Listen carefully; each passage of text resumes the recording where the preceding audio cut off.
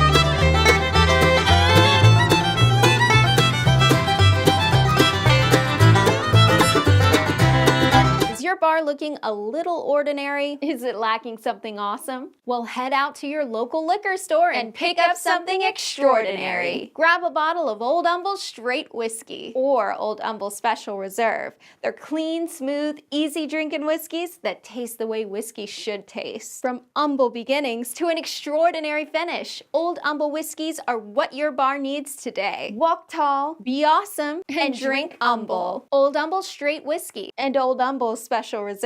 Get yours today. And ladies and gentlemen, brothers and sisters, children of all ages, we are live. It is Thursday night, and Lisa has joined us. I need to change one quick thing, it appears, on my window. Where is it? My Zoom window. There it is. Adjust that. Properties. I think we're good to go. Mike McClune is already in the house. Bimbo Barbarella has stopped in. I saw evidence that Moose Girl had left tracks, but I do not see her name. She left tracks. Yeah. I mean, she was referred to by Bimbo Barbarella, so she had Bimbo Barbarella had already appeared, but I did not see Moose Girl. Yeah, exactly. Moose Cow tracks. Exactly. I am your spirit guide and host, the Old Humble Guy himself. Lisa, my co-host here to my, did I fix that? Yeah. To my, are you on the right? You're on the right now. My co-host here to my right and my legal counsel, my consigliere, my fixer. She makes all the stuff I do. That's not even true. You don't make any of the stuff I do legal. I just don't do illegal stuff. That's all. She gives me the anxious face whenever I say stuff like that, and it's fun. That's her job as unofficial legal counsel. She gives me the anxious face. That's what keeps you out of trouble. Yeah, that's the job. Give me that anxious face. Thanks, Lisa. I must be doing something right. That's the wrong button. Is it this button I need to push? Nope. Is it this button I need to push? Nope. One of these buttons will adjust this. That's the one I'm looking for. Adjust this screen and this screen so that we get that big black blocky letterbox out of the way. Good. Lisa, new development that happened over the last few days. I'm going to switch us because you're disorienting me. I'm going to go over here. Above my head is a number. It is 648. We are advancing steadily towards 700 subscribers. I don't think we're going to cross the 750 line before the end of the month, but you never know. Yeah, it could happen. Some strange things. I've got another short lined up for tomorrow, and it is a banger. Oh my God, It's going to be so lit. Oh my God. You can't, hang on. That works better without the sun. Hey, my There. lighting is terrible. That was my unimpressed, that stupid comment look on my face. Shorts are going to be fucking awesome. There. My irony face. You can't see my irony face when I have my sunglasses on, but true. Hey, my lighting is terrible. Yeah, so I thought your face just looked like that.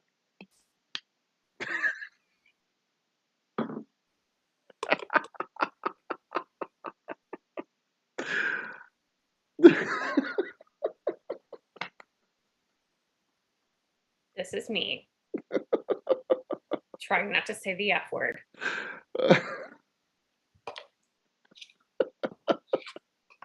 Oh, Lisa, I love you. You're the best. You're almost as fun to mess with as my lovely wife. She appeared in a short last week. Did she? Yeah. Must have missed that one. The Mrs. Old Humble Guy. Her short got 600 views. Cheers. Opening shot. Where I am having our Old Humble Straight Whiskey as my opening shot today. Just like I had yesterday, the Old Humble Straight Whiskey, 90% corn, 10% malted barley, aged 5 years in used bourbon barrels. Delicious, nutritious, makes you a better dancer, and is not nutritious. It's not nutritious. There you go. I'll say that it's nutritious. I said it's not nutritious. Don't say it is. It is as nutritious. It is as nutritious a drink as Taco Bell is food. So there. Okay, so I am going to run upstairs and get a lamp. Yay! Lamp. Bye, Lisa. Lisa's gonna go get a lamp. We're gonna leave it on that screen, and it's gonna be blank for a little while. But that's fine. Today I was down in Rosenberg, Texas, which is just about 40 miles from my house. And for some states, 40 miles is out of state. For Texas, 40 miles is just on the outskirt of Houston. I was down there. I was selling my straight whiskey, not my straight whiskey. I was selling my straight rye. They had 2 cases on hand. We sold about a case and a half. It was a great evening, a really fantastic, a really fun evening. And that means that I have some rye left over, so I'm going to drink the rye. So what happens when you go to these tastings is you bring a bottle, or you buy a bottle. Either buy a bottle at the store, or you bring a bottle from the shop. Now it's legal in Texas to bring a bottle from the shop. Previously, we actually had to buy a bottle. We had to buy a bottle at the store, and I would always come home. That's where most of these bottles in this room come from. They're leftovers from tastings. It looks like I drink a lot of whiskey, but most of the whiskey in these bottles have been given away. I'm gonna pour a double shot in this glass. Most of the whiskey in these bottles has been given away to other people while we're doing tastings. But that's how. And you know, this afternoon, this evening, you show up at 5 o'clock. What the hell was that? Oh, ha! Trivia book fell off the credenza back here. Anyway, you show up at 5 o'clock, you stay till like 8 o'clock. And it's about a 45-minute drive, give or take. So I literally just got here like 10 minutes ago to get the show set up. But anyway, you get there, and inevitably, they're the first handful of people that come through, especially when it's early in the day. These guys are coming. They're coming in. Some of them just want to chat. They haven't talked to anybody all day. They're into the day. Oh, her room just got really bright. Into the day, they want to chat. They just want to chat. And the real challenge, for the most part, I can usually extricate myself from these conversations because they're over here like trying to chatter with me and go like, so tell me what kind of barrels, where do you get your barrels? What do you do? I can hang on 1 second. Would you like to try my delicious whiskey? And I can immediately change the subject because I don't want to talk to you. I'm trying to sell whiskey to this guy now.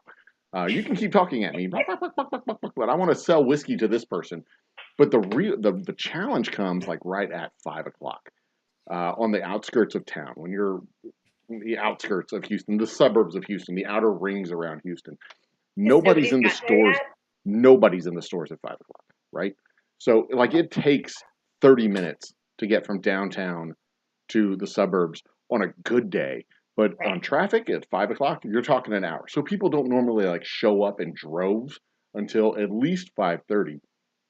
And usually it's kind of busy from 5:30 to about 6:30 going into 7 o'clock. That's when we sell the meat of the whiskey. It is really hard to extricate yourself from these conversations at like 5:05 when they're like, "Well, tell me more." And they always talk really super slow. "Well, tell me," like Eeyore. "Well, tell me more about where do you get your rye from?" And I'm like, God, I just want to reach into your mouth and pull the words out and put them on the table and look at them and answer them and then move on with my life. But I can't because I have to be polite. And there's nobody else that I can turn my attention to. So I sit there.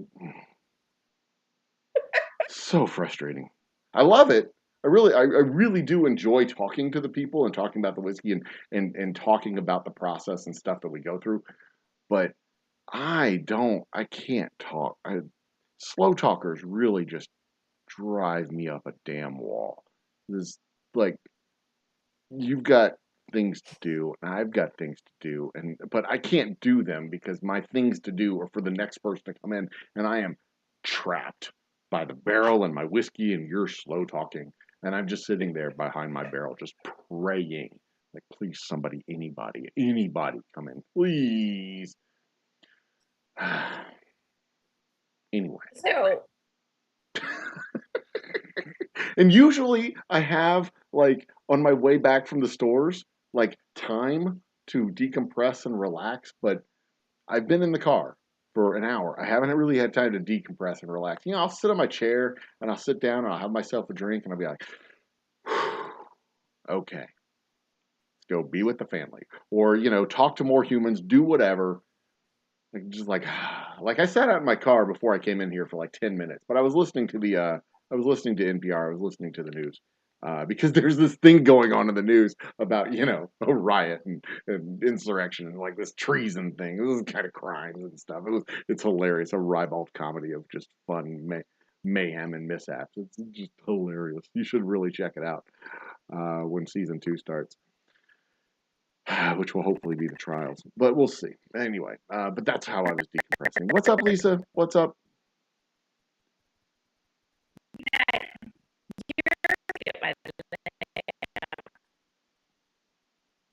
I'm not getting. You're totally digitized right now, but I'm being patient and waiting for your. You're a slow talker.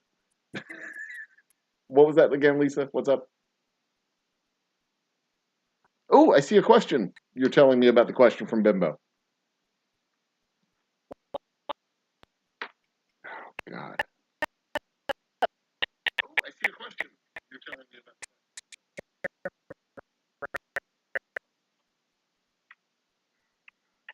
Yeah, you are full on audio digitized right now. So I'm just gonna talk. Bimbo Barbarella asked the question, what's the difference between rye and whiskey? The difference between rye and whiskey is there's no difference between rye and whiskey. The Venn diagram of whiskey and rye is like two circles. They're concentric circles. Whiskey's a big circle. Rye is a smaller circle inside of whiskey. Whiskey is the broader family. What I tell people is it's like the difference between Great Danes and dogs, where dogs would be the whiskey and Great Danes would be the specific type of whiskey, whether it's bourbon, rye, corn, Scotch. Oh, I see what's going on. There's a thing going on over here on this other screen. It's these pop-ups that are fucking maddening. That's what's going on. I'm going to try and close that. See if I can get that to go away entirely. The malware's trying to do its job, and I'm blocking it effectively. Anyway, so there's different categories of different whiskeys here. No. Oh, you're back. Your audio's fixed. Look, okay, this is whiskey. This is rye. Bingo. That's it. That's it. Rye is a specific type of whiskey. It is a specific type of whiskey that, and when you see rye whiskey on the label, in fact, this label tells you a lot about the whiskey. I will hold it up to the camera so you can see. This label tells you a lot about the whiskey. It says it is straight rye whiskey. So straight, when it comes to whiskey terms, straight means aged at least 2 years. Rye means, well, whiskey means that it is a alcohol distilled from fermented cereal grains. So any kind of cereal grain that you can think of, corn, rye, wheat, barley, you name the grain, oatmeal, sorghum, rice, you name the grain, a cereal grain, any kind of cereal grain, you can make whiskey from that grain. Rye whiskey, straight rye, or rye, when it says rye whiskey, that means that it is at least 50% made from that grain. So when you see the label that says straight rye whiskey, it means it is a whiskey that is, there we go, almost got this cleaned up. Come on, go away. Stop being a pain in the ass. Stop it. Stop it, stop it, stop it. There we go. I think I may have fixed it. That means it is a whiskey, a distilled spirit made from cereal grains. Those cereal grains are at least 50% rye grains, and it's been aged in barrels at least 2 years. That's what, when you see that on the label, that's what that means. When you see straight bourbon whiskey, it means it is a spirit distilled from cereal grains, and those cereal grains are at least 50% corn, and it has been made in the United States. It has no colorings, no flavorings, no artificial preservatives or anything like that added to the whiskey. And straight bourbon whiskey means it's been aged at least 2 years. So the label tells you a lot when you know what the terms mean. In fact, one guy today, this is one of my conversations at 5:06 p.m. This afternoon, was trying to figure out from me why it wasn't called bourbon. Is it because it's not aged in barrels? I'm like, nope, it's definitely aged in barrels. Whiskey can't be whiskey unless it's aged in barrels, unless it's corn whiskey. Corn whiskey doesn't have to be aged in barrels, but whiskey has to be aged in barrels because that's where it gets its flavor and that's where it gets its color. And he goes, I don't taste the barrel flavor. Like, I don't know. I don't know what to tell you. If you don't taste the barrel flavor, it has more barrel flavor than most whiskeys.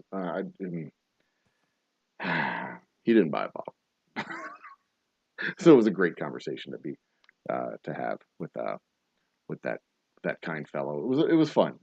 I I really really enjoy going out because I mean I have easily sampled at least 5,000 samples for people. I have easily done 5,000 little sample cups. They're about half an ounce little sample cups for people. Easily done 5,000 samples over the course of the last 4 years or so. So I kind of get an idea of what my whiskey tastes like and how people react to it and how they receive it. So that when people drink it and go, that's kind of an aftertaste, I can look at them and go, no, it doesn't. No, it doesn't though. It doesn't. It doesn't have an aftertaste. But I mean, if that's what you taste in it, that's what you taste in it. If you taste vanilla, you taste vanilla. If you taste Sears and Roebuck transaxle grease, then that's what you taste. I can't control what it is that you taste or what you don't taste. But there you go, Lisa. You did it. Yeah. You did tastings last weekend up in the Woodlands on Saturday. Yes, on Saturday. How many moonshiners did you have trying to talk shop with you? Because we're colleagues, right? Because they have a still in the woods, or their granddad had a still in the woods, and they're colleagues. How many colleagues did you get to talk to in the Woodlands? I didn't have any of those. There's always. You and I have very different experiences. I think you might be right. First of all, I love people. I love being out of the store. Like, I get out of the store after talking to a bunch of people, and I'm like, where are more people? Let's go hang out. I don't need to decompress. and to be completely fair, I like being with them too. But like, I have a mission. I have a purpose, and I want to talk to them about one specific thing, and it is not their great uncle's still that he had back in the woods in Kentucky. I don't want to know about that. I do not. I had 3 people ask me today if we made it in my garage, and I just wanted to punch the third one. Like, you fucking idiot. Of course not. What is wrong with you people? Does this taste like that shit? Come on, man. God damn. Yeah. 3. And one of them was an employee of the store. Like, oh, good are you grief. that... Right. Of course, I looked at him like, so how many owners of the store, how many people do you come in here who have tastings who make the whiskey in their garage? He's like, oh, there's a couple. I'm like, no, there's not, you fucking idiot. You have 0 do that because this is not a farmer's market and that is illegal. What is wrong with you people? God damn. Anyway. So yeah, I think you and I just have very, very different experiences when we go to the store. I,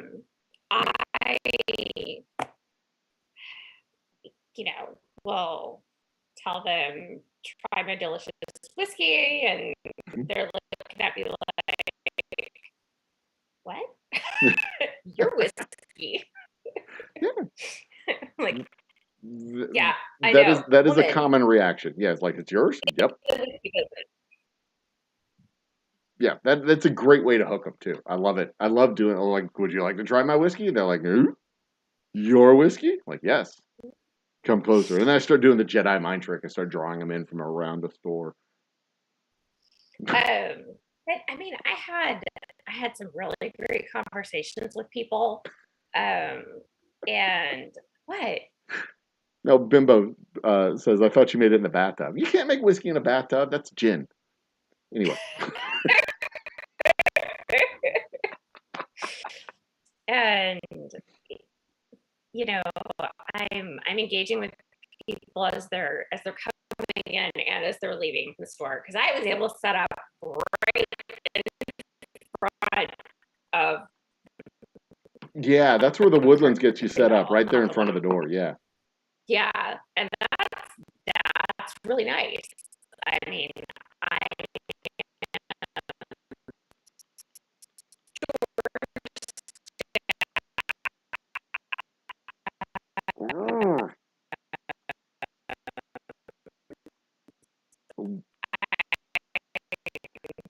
Hang on, let me see if I can.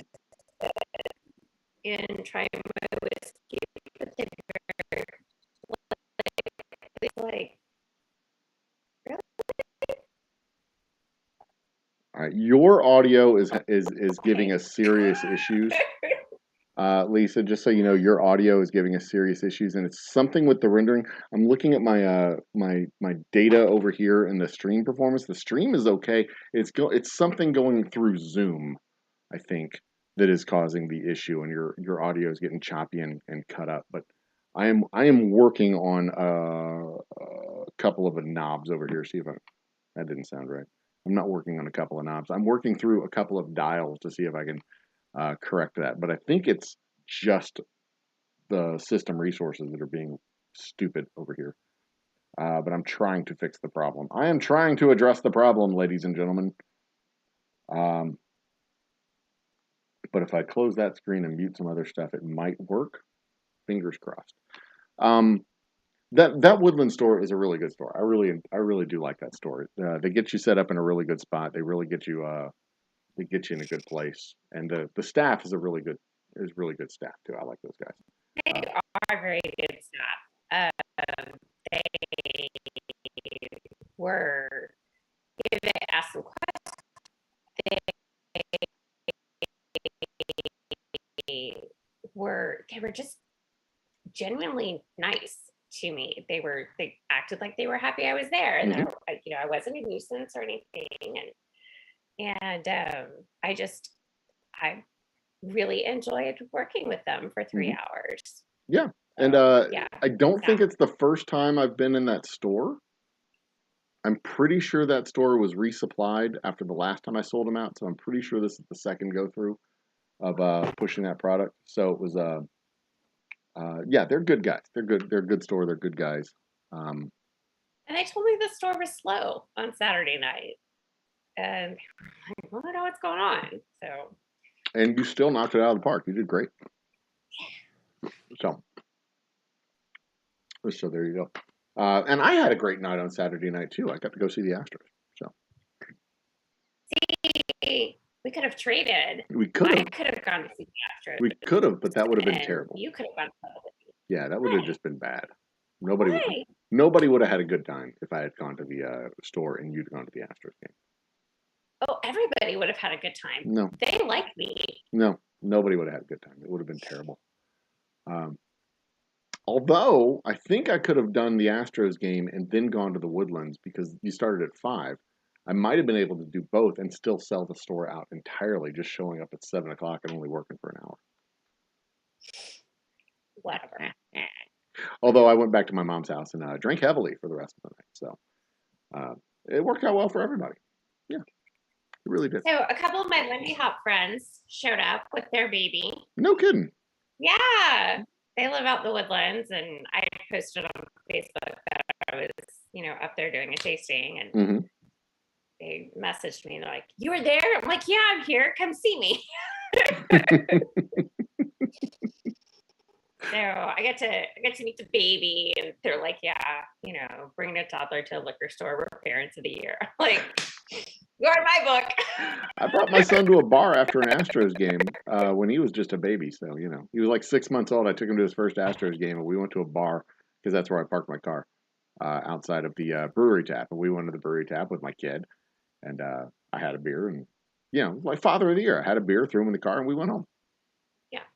So, and they bought a bottle of rye. So awesome. That's the best part about going to the store is buying a bottle of rye. So there you go. Texas straight whiskey or Special Reserve. I sold 2 bottles of Special Reserve today, and I wasn't even sampling those. I was very happy about that. Isn't that cool? It is really cool. Yeah. I sold that bottle of Texas straight whiskey while I was there on Saturday. Yeah. Like, yeah, that's awesome. Because I was just sampling rye as well. So. Oh, there you go. There you go. Do you have a unhinged for us? I do, but we worked out the technical difficulties. I think we have. Let me share the screen. Make sure we have it ready to share. I think I need to click it so multiple can share at the same time. So you can share it now. Okay. And then I will adjust the video.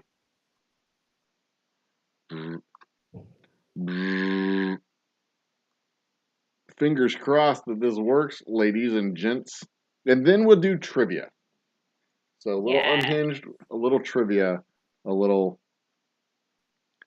And since Bacon's in the audience at the moment, oh yeah, I was on his show, or I was watching his show last Friday, and in comments, and he was scrolling through. It was either his Hinge feed or his Tinder feed. I can't remember which feed it was that he was scrolling through for his matches.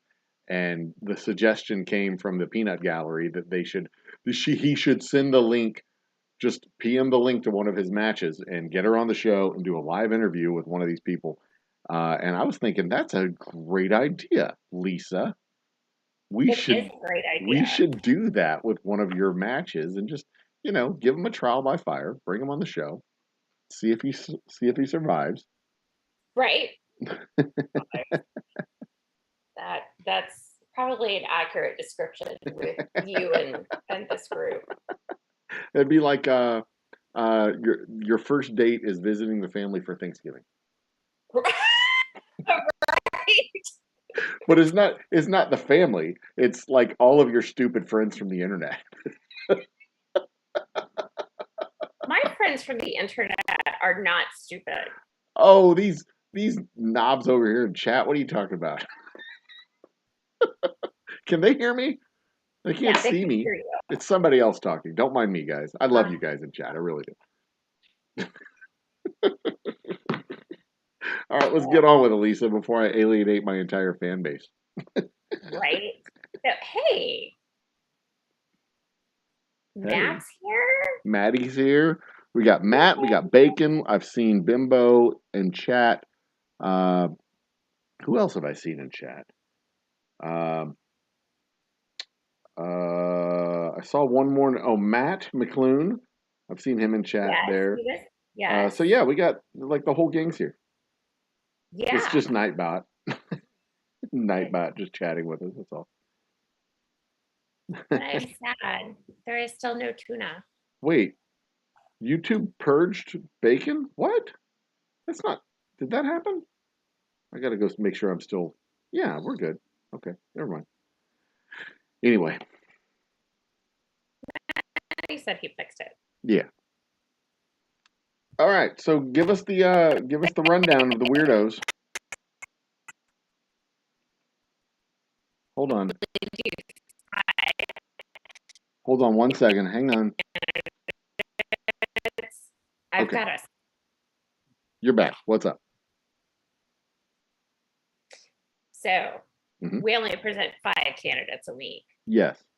I have a stockpile. But you're only getting 5 tonight.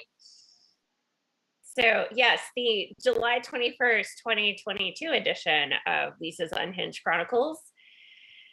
Here are your candidates, folks. Get those voting fingers ready. This guy really likes New York. 2 photos of the Twin Towers before they met their untimely demise. Yeah. And a Yankees jersey. There were no photos of this guy at all. No photos of any human on this profile at all.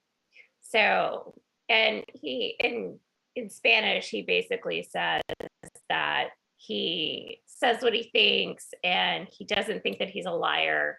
And that last part, I didn't quite understand. So if anybody knows Spanish better than I do, feel free to hop into chat and let us know. I speak directly. Digo. I speak directly, and I don't have. So like he says, yeah, he speaks directly. He says what he thinks. Yeah. I'm not a liar. That's it. Because Mintrioso is what I think. No. I'm not a liar. Mintrioso is liar. Yeah. And Enzo is about Pensar is to think. Yeah. So there you go. I've just got a weird message from Zoom. We may be ending this meeting, but I'll restart it in just immediately after it shuts it down. So fair warning. Oh, okay. Well, I've got the timer. I can watch it too. Good. Okay. So yeah, remember the old Pace pecani sauce commercials? Yes. And the little cowboys were like, New York City. Get a rope. That was my reaction here. So, I mean, New York's a great place, but yeah, and those pictures are definitely dated. yeah. And, like no pictures of him. None. Like, yeah, that's not quite useful. Baseball, football, cooking, crime. Crime? Crime! Okay. Interesting combo there. Yeah. So I think that Bumble needs to rethink how it labels their interest. I mean, I get that that's crime television. Same guy or guy number 2? Guy number 2. Okay. Guy number 2. Yeah, this one came from Bumble. I think the other one was from Facebook Dating. Gotcha. And so yeah, crime. Interesting mixture there. Because I was reading through and I just like it popped out for me like it did for you, and I was just sort of like, huh, okay. I mean, yeah, it's like what? Okay. Interesting mix. So yeah, I think this guy needs to get a new hobby. Yeah, criming is not a hobby. But crying might be. You're right, maybe, yeah. So our third candidate this evening. Is it the camel or is it him? I'm not really sure. So, but the camel, that's a new animal in a profile. Yeah, that's something. There's definitely something. Yeah. So, and the camel is wearing a very nice harness of tassels. Yeah, and it's not photoshopped in either. That's yeah, I know the animal is actually there. It's not photoshopped in. The guy's not photoshopped in. The shadows do look a little weird. It makes sense. Do what? The shadows look a little weird, I think, but it's okay. I don't think it's like it's a legit photo. And then like in between the guy and the camel, you can see what I think is either a horse or another camel being ridden with a guide next to it. Yeah. So, but they had to muzzle the camel, or the camel's wearing a mask so that he doesn't transmit COVID. I don't know. Yeah. Interesting choice of pictures. Because it looks like it's a camel at the beach. Right. Because that's water in the background, right? That is definitely water in the background. Yes, it looks like a camel at the beach. Okay. Or a lake, maybe. In the desert. Or, I don't know. So, anyway, like I said, this camel was like, oh, neat. Yeah. Animal. Is there anywhere in his profile related to this picture where he says, "You know what day it is, ladies"? You know what I mean? There was not. Damn it! Missed opportunities all around. What a lame. The camel in the Geico commercial says, "Guess what day it is, Lisa?" He does. That woman at the desk who's like, "It's hump day." Her name is Lisa. Yeah, that is how you would react, I presume.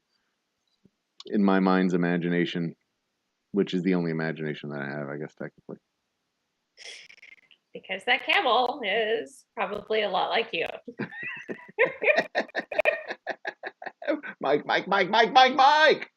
Anyway, okay, next.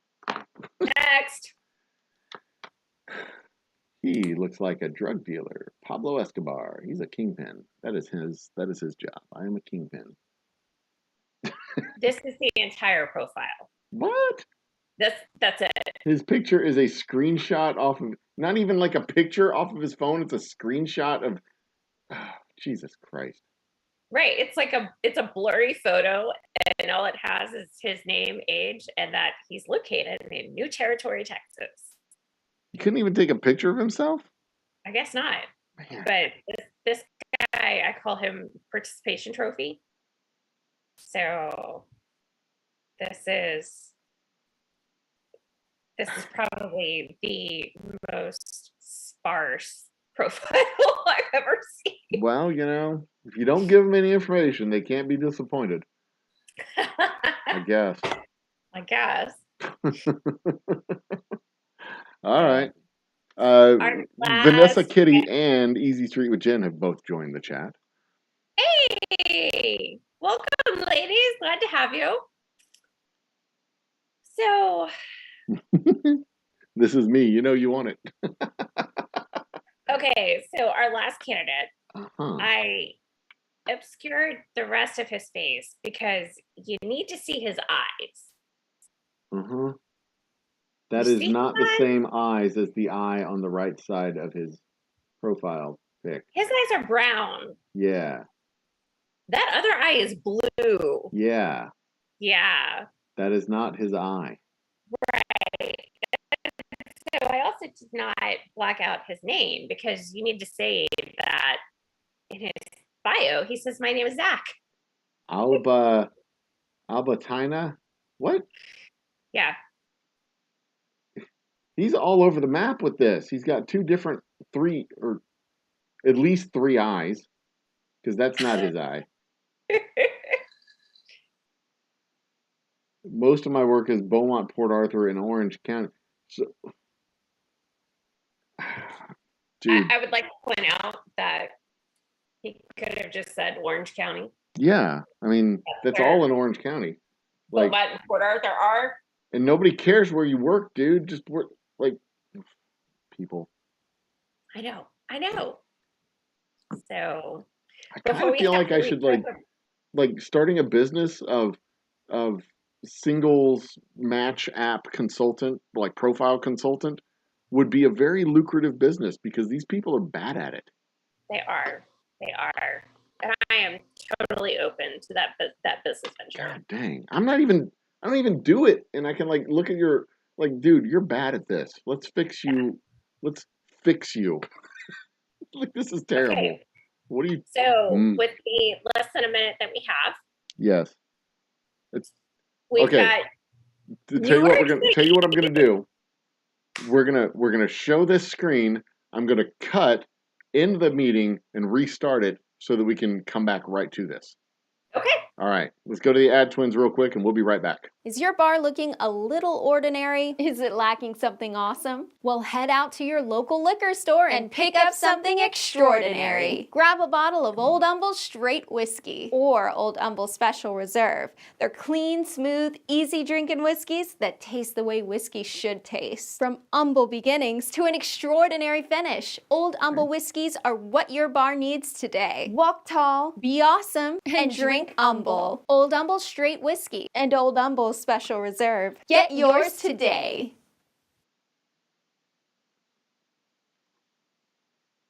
All right, we're back. Lisa's about to join us. I have my screen set to share so that when she does join in, we'll be all set to go. And then we'll finish the unhinged segment as soon as she arrives, which should be any moment now. Any moment now. All right, so we had 5 candidates. We had, let me think. All I can think of is Camel Guy. But the last one with the dude with the extra eyeball, that was a weird one. That was a weird one. But Camel Guy on the beach was that was probably the most memorable one for me.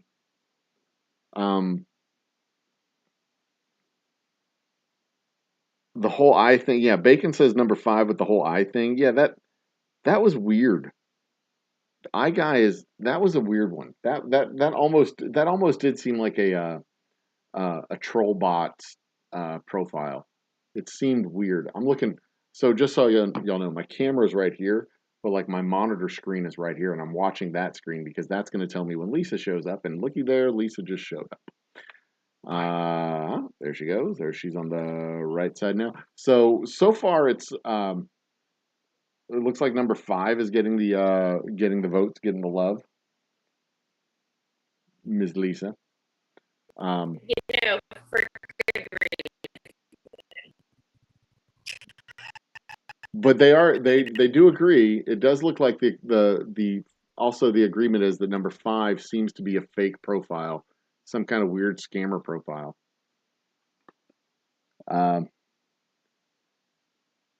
But yeah, iGuy is getting a lot of response from the peanut gallery over here. Well, I mean, that happens. Make your brown eyes blue. You see, I wouldn't pick New York City guy as the Fumblebee of the week simply because I don't think New York deserves shit. That whole borough up there is owned by Houston, so they can suck it. Well, that was kind of my point. And besides, he had a very much a I don't know, when I saw the pictures, my first thought was this dude's a truther, and I didn't want to. You know what? One of those 9/11 truther weirdos. Like, oh, it was an inside job. It didn't actually happen. The buildings are still there. Like, dude, just shut up. Fucking weirdos. Some of the worst kind of conspiracy theorists, like the first modern weird douchebag conspiracy theorists. So I'm catching up on chat. Yes, I agree. It's horrible.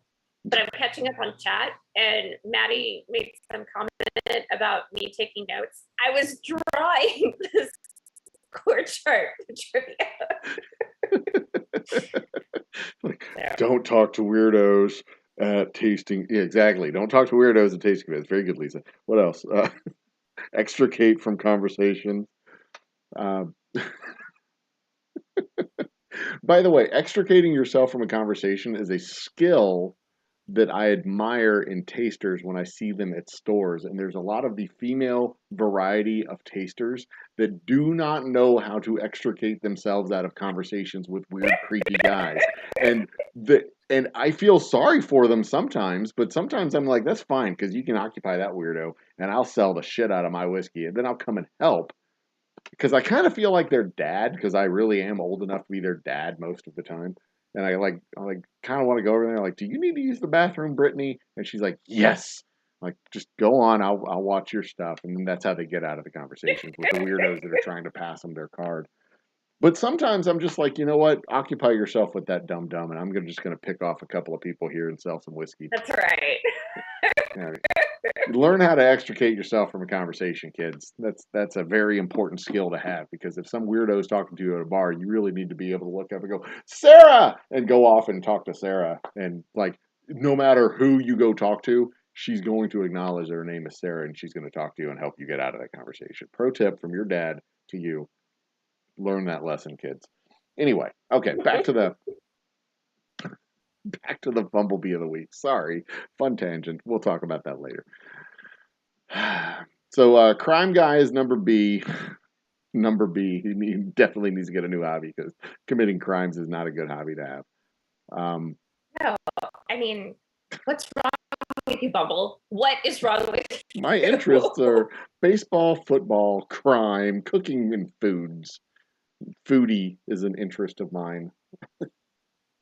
I'm a foodie. Yeah, anyway. They all look like trollbots. Maddie thinks they all kind of look like trollbots a little bit. You're not really wrong, except we don't know what the second one looks like. The first one did kind of look like a trollbot. It was just. I don't think the second one was a trollbot, and I don't think Camel Guy was either. Camel Guy's probably not a trollbot. He's just bad at profile. He's bad at internet dating.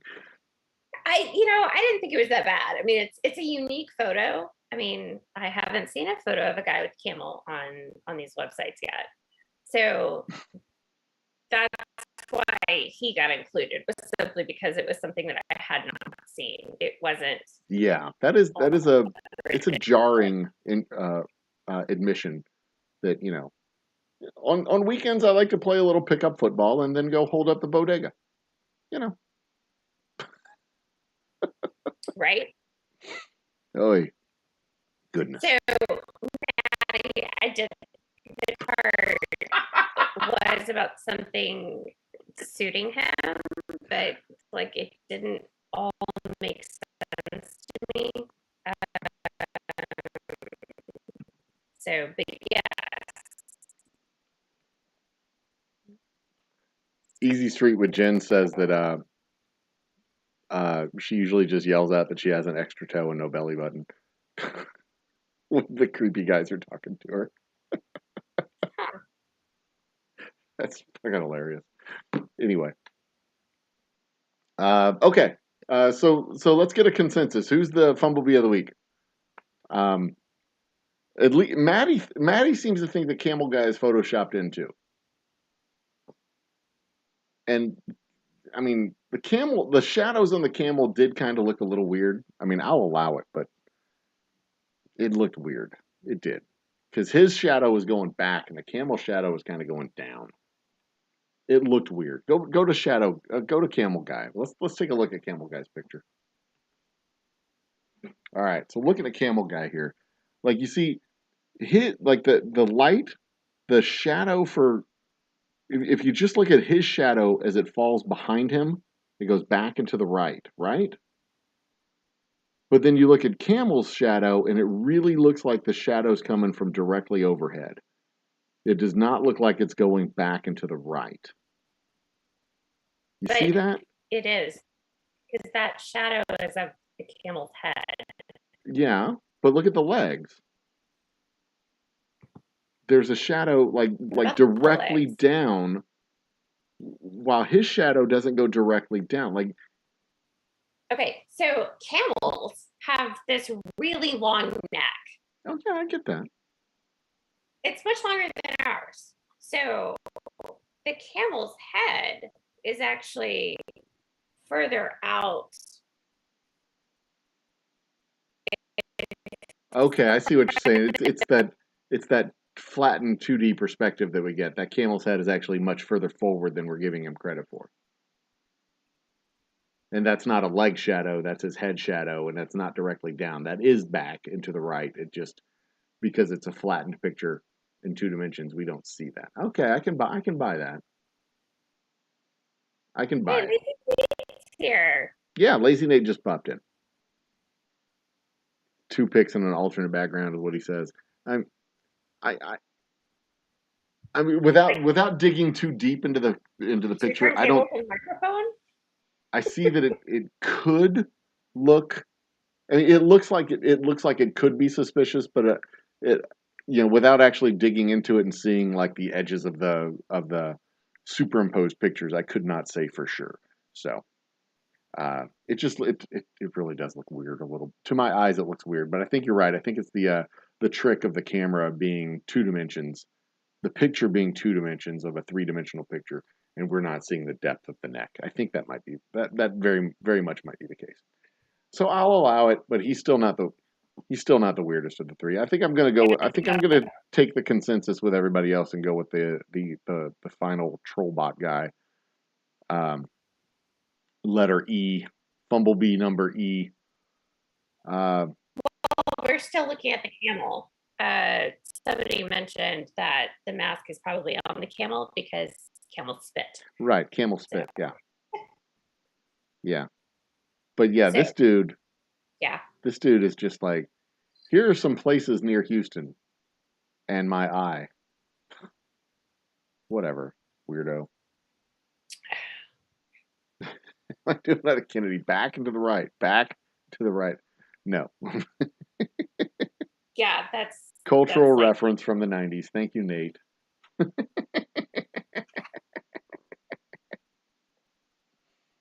Oh Lord. Anywho, okay, so we good with E? Is E the winner of the week? The loser of the winner? The winner of the losers? Yeah. Because I'm ready to do some trivia myself. There were some tough candidates between, A, D, and E. But yeah. I think so. I think C, D, and E was pretty close. I don't think A didn't even come close. A is just a piece of crap from New York City. Screw him. Yeah, I put him definitely down the list. He's in 7th place out of 5. Screw that guy.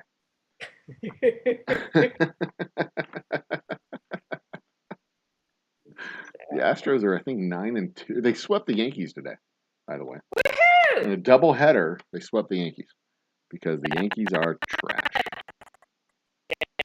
Oops. There we go. And there we go. And actually, you know what I'm going to do? I'm going to move over to the chat screen here.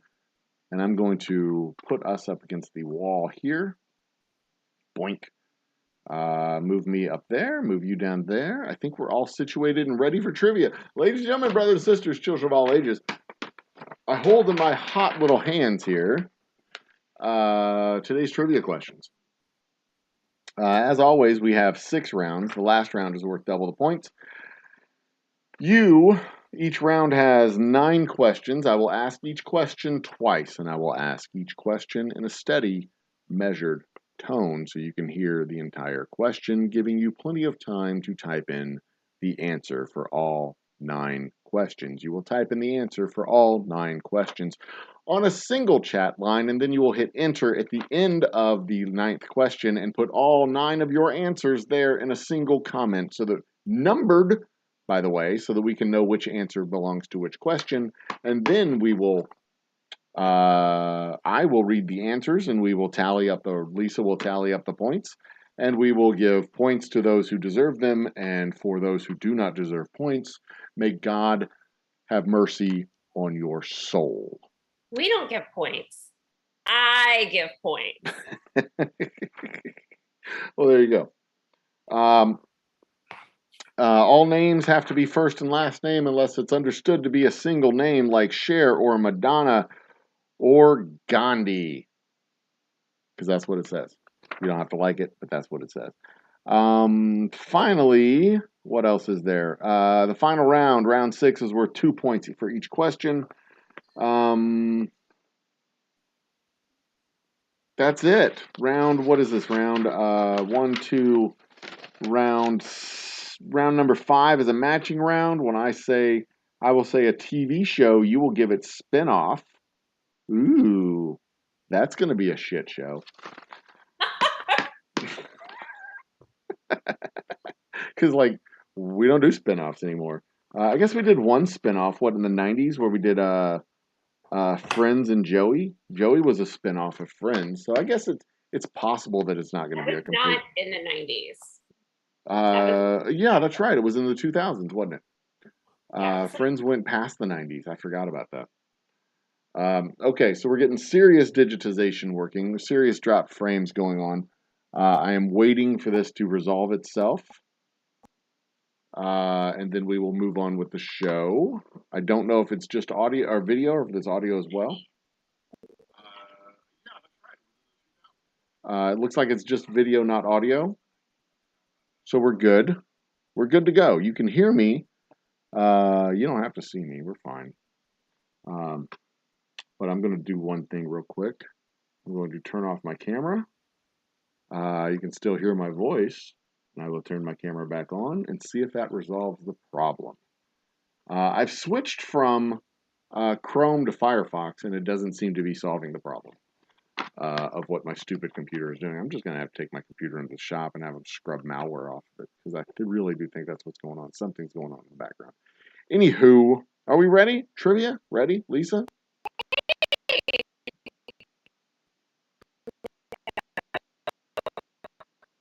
Give it just a second. Let it finish resolving all this shit. Move it up a little bit there. Make sure that's minimized.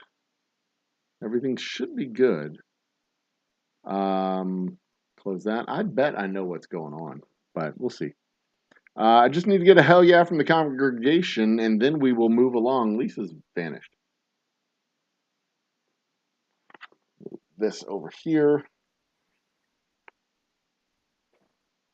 A little bit of that, a little bit of this. All right. My cocktail is refreshed.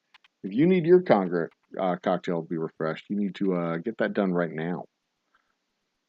Because as soon as Lisa comes back, I start asking questions, and there she is. She's back, Lisa. I have yet to get a hell yeah from the congregation. Can you believe that?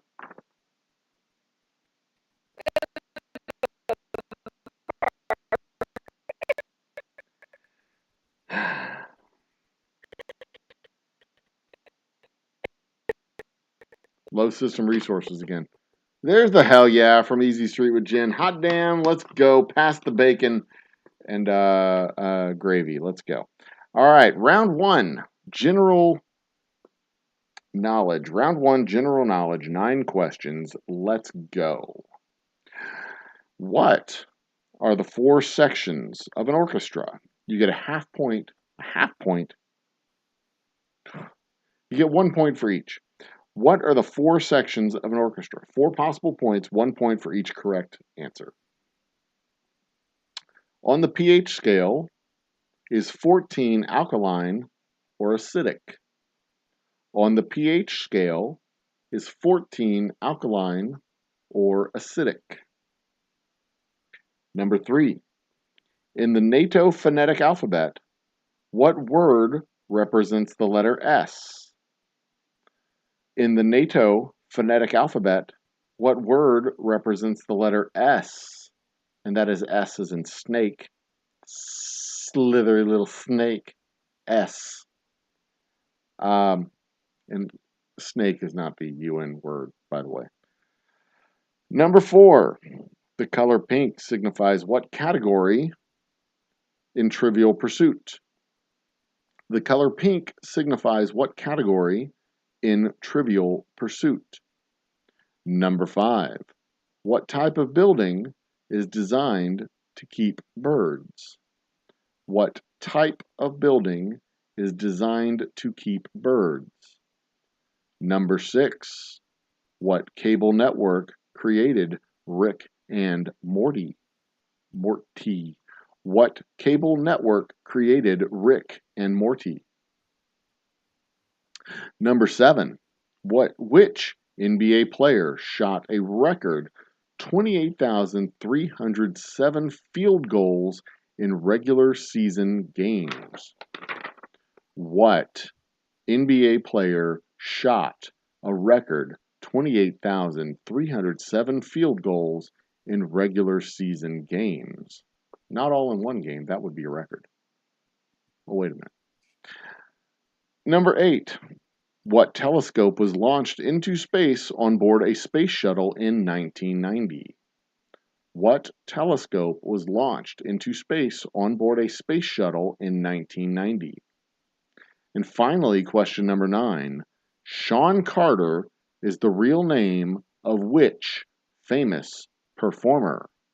Sean Carter is the real name of which famous performer?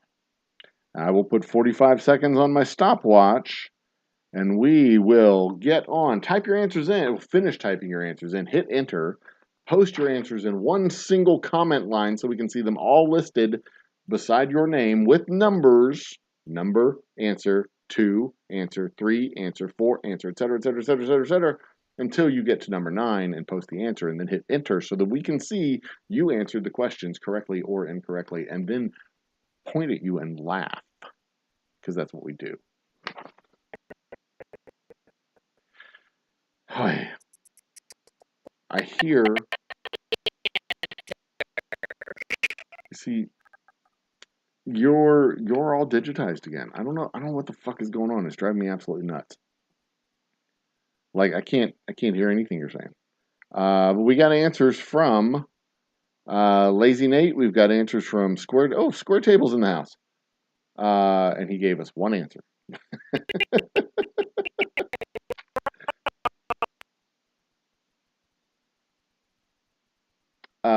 We've got Lazy Nate. We've got Square Table. Square Table is giving one answer at a time.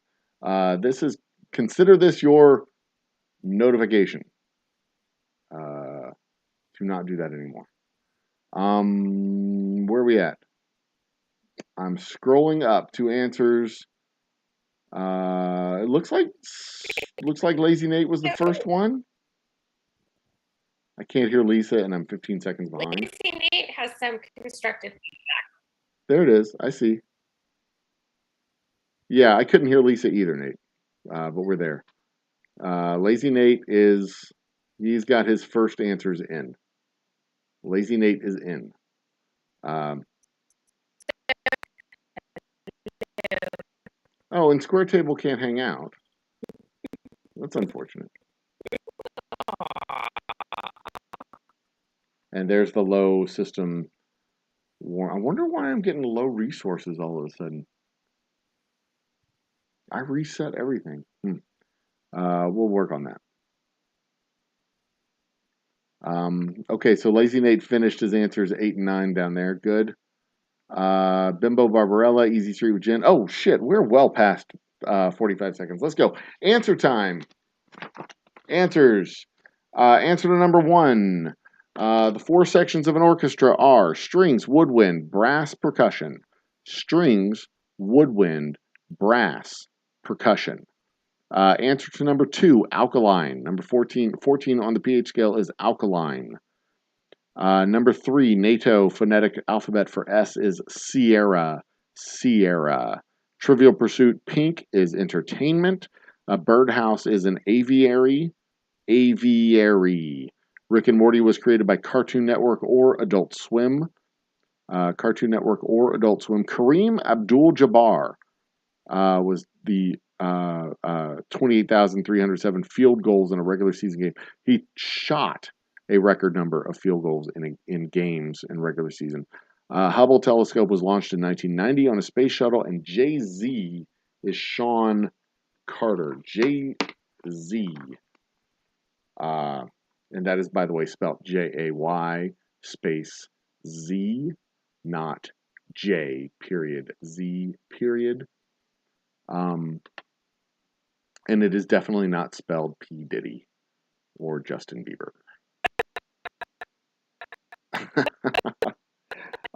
Tell you what I'm going to do real quick, Lisa. I'm going to stop your video for just a second. And then let me see if I can bring you back in. Participants, can I bring you back in? I'm trying to fix this. I may have just screwed up. Nope, I can unstop your video, I think. Ask to start video. Okay, now I can bring you back. Maybe that'll fix the digitization problem. Maybe not. I don't know. Maybe I'm just pumped for this show. We just have shitty production quality again because I have a shitty computer and a shitty production studio.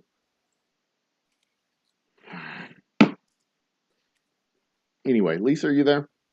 I'm here. Oh, hey, audio works. Good. Fantastic. Great. Terrific. Okay. Maybe it worked. Okay. So those were the answers.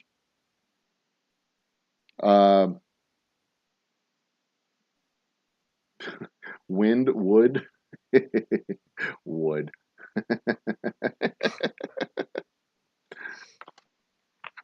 So Lazy Nate gave one answer for the orchestra question, and it was not correct. I mean, it was close though. Wind, wood, wood, wind. He has the right words, just the wrong order. Alkaline question. Pop trivia. Nope. Nope. Nickelodeon. Nope. Bill. It should have been Bill Russell, but it was the wrong answer anyway. But you did get Hubble, and you did get Hubble correct. So Lazy Nate did get Hubble. So there's that. That's a.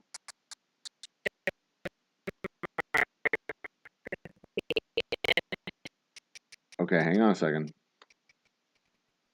You're digitized again. Damn it. This is driving me absolutely fuck all crazy. Try that one more time, Lisa. What if I did this? You know what? We don't need my video. Yeah, or put question marks at the end of the answer. Okay, so we don't need my video. Maybe that helps. Did that help? Conserve system resources there.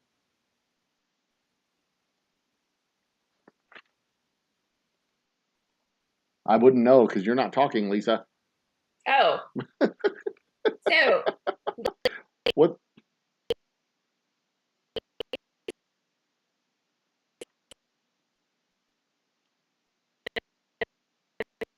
Okay, it did not work. Okay, Lisa, what is the scores? So I have Bimbo Barbarella with 9, Bacon with 5, Easy Street with Jen 7, Lazy Nate with 6. So Top Shelf Justin isn't playing, Square Table isn't playing. Maddie, did I get answers from you? I didn't see any answers from Maddie. Nothing from Maddie. Did Maddie drop off? I'm sure he'll be I back. haven't seen a comment from Maddie. I'm sure he'll be back. Okay. If we missed you, let us know and give us your points. Honor system does apply. Round 2, let's go. Okay. So Easy Street with Jen said that maybe I need a better router. Possibly. I don't know. I just need a cat. I am running on the rack. I've got like all snuggled up against it right now. I do keep getting the low resources warning. I mean, I don't know. But, you know, we don't need to see my face when I'm asking questions. We'll just go on it. Round 2, organized crime. Hey. Hey, wait. Okay. I think everybody needs to see my cat with my router. Yeah, this is a good reason to not ask the questions. It's Huckleberry, man. Yeah. Okay. Awesome. Great. Round 2, organized crime, brought to you by participant number 2 in today's Fumblebee of the Week. Right. Organized crime. Question number 1. Joaquin Guzman is better known as whom? I'm not sure if that's a proper use of the word whom. Joaquin Guzman is better known as whom? In fact, yeah, it is the proper use of the word whom. Very good, trivia people. Number 2, what iconic Las Vegas casino did Bugsy Siegel help finance and open in 1946? What iconic Las Vegas casino did Bugsy Siegel help finance and open in 1946? Question number 3. The 2015 movie Black Mass is about what organized crime boss? The 2015 movie Black Mass is about what organized crime boss? Question number 4. Which is not one of the 5 families of New York City? Bonanno, Bonanno, Colombo, Colombo, DeStefano, Destfano, Gambino, 1, 2, 3, 4, that is 4. Which is not one of the 5 families of New York City? Bonanno, Colombo, DeStefano, and Gambino. Number 4. Which is not one of... God damn it. They have this all broken up into 2... which is one... All right.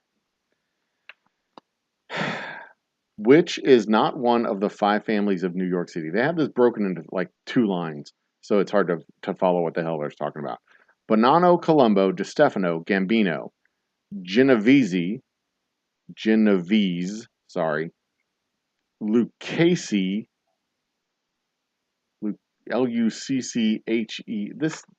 Skip that question. Fuck it. That's easy. Skip that question. It's stupid. Number 5.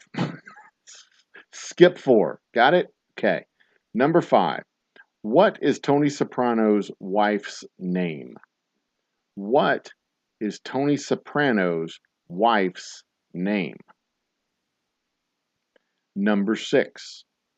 Which famous mafia crime boss had the nickname Teflon Don? Which famous mafia crime boss had the nickname Teflon Don? I'd be damned. What is going on?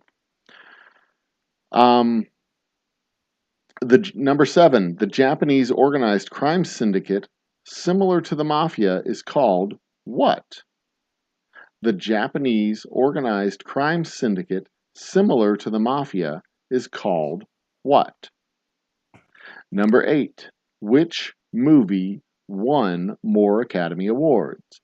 The Godfather or The Godfather 2? Which movie won more Academy Awards? The Godfather or The Godfather 2? Finally, number 9, what does RICO mean? What does RICO mean? And there you go. What is this? Trying to run Firefox a second time? What the anyway. So in order to add to the complications here, you see that our timer is back.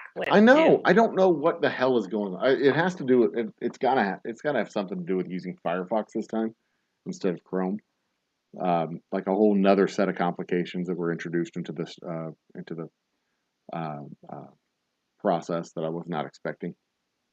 So anyway, timer's on for 45 seconds. Get your answers in right now, people. Get them in. The winner gets 2 slices on our Wheel of Doom and Glory. Second place gets 1 slice on our Wheel of Doom and Glory.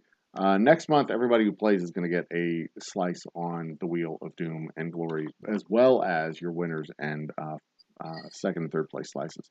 So third place doesn't get a slice anymore? Well, they get a half a slice. They get a half a Why slice. don't you just make it one slice 1, 2, for and 3? place, We and could do then that. 2 slices for second place and 4 slices for first place? We could make the slice of the wheel cost 5 boozy bucks. We could do that. Yeah, we'll do that. So then you can redeem your boozy bucks for $5. Get you a slice in the wheel. Yeah, and then we'll just have twice as many damn slices on the wheel. Who gives a shit? We'll just throw slices on the wheel like they're candy. It'll be awesome. Well, 1, 2, and 4. A much easier division.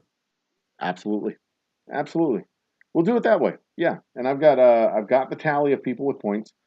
That's been 45 seconds. Time for the answers. Round 2, Joaquin Guzman. Question number 1, Joaquin Guzman is El Chapo. Joaquin Guzman is El Chapo. Number 2, the iconic Las Vegas hotel or casino that Bugsy Siegel helped finance is the Flamingo. 2015 movie Black Mass is about James or Whitey Bulger. B-U-L-G-E-R, Bulger. James Bulger or Whitey Bulger, same person, different names. Number 4, the question that I could not read correctly. DiStefano was the crime family that is not one of the 5 crime families. Lucchese is also a boot manufacturer. Anyway, number 5, what is Tony Soprano's wife's name? That would be Carmela or Carm.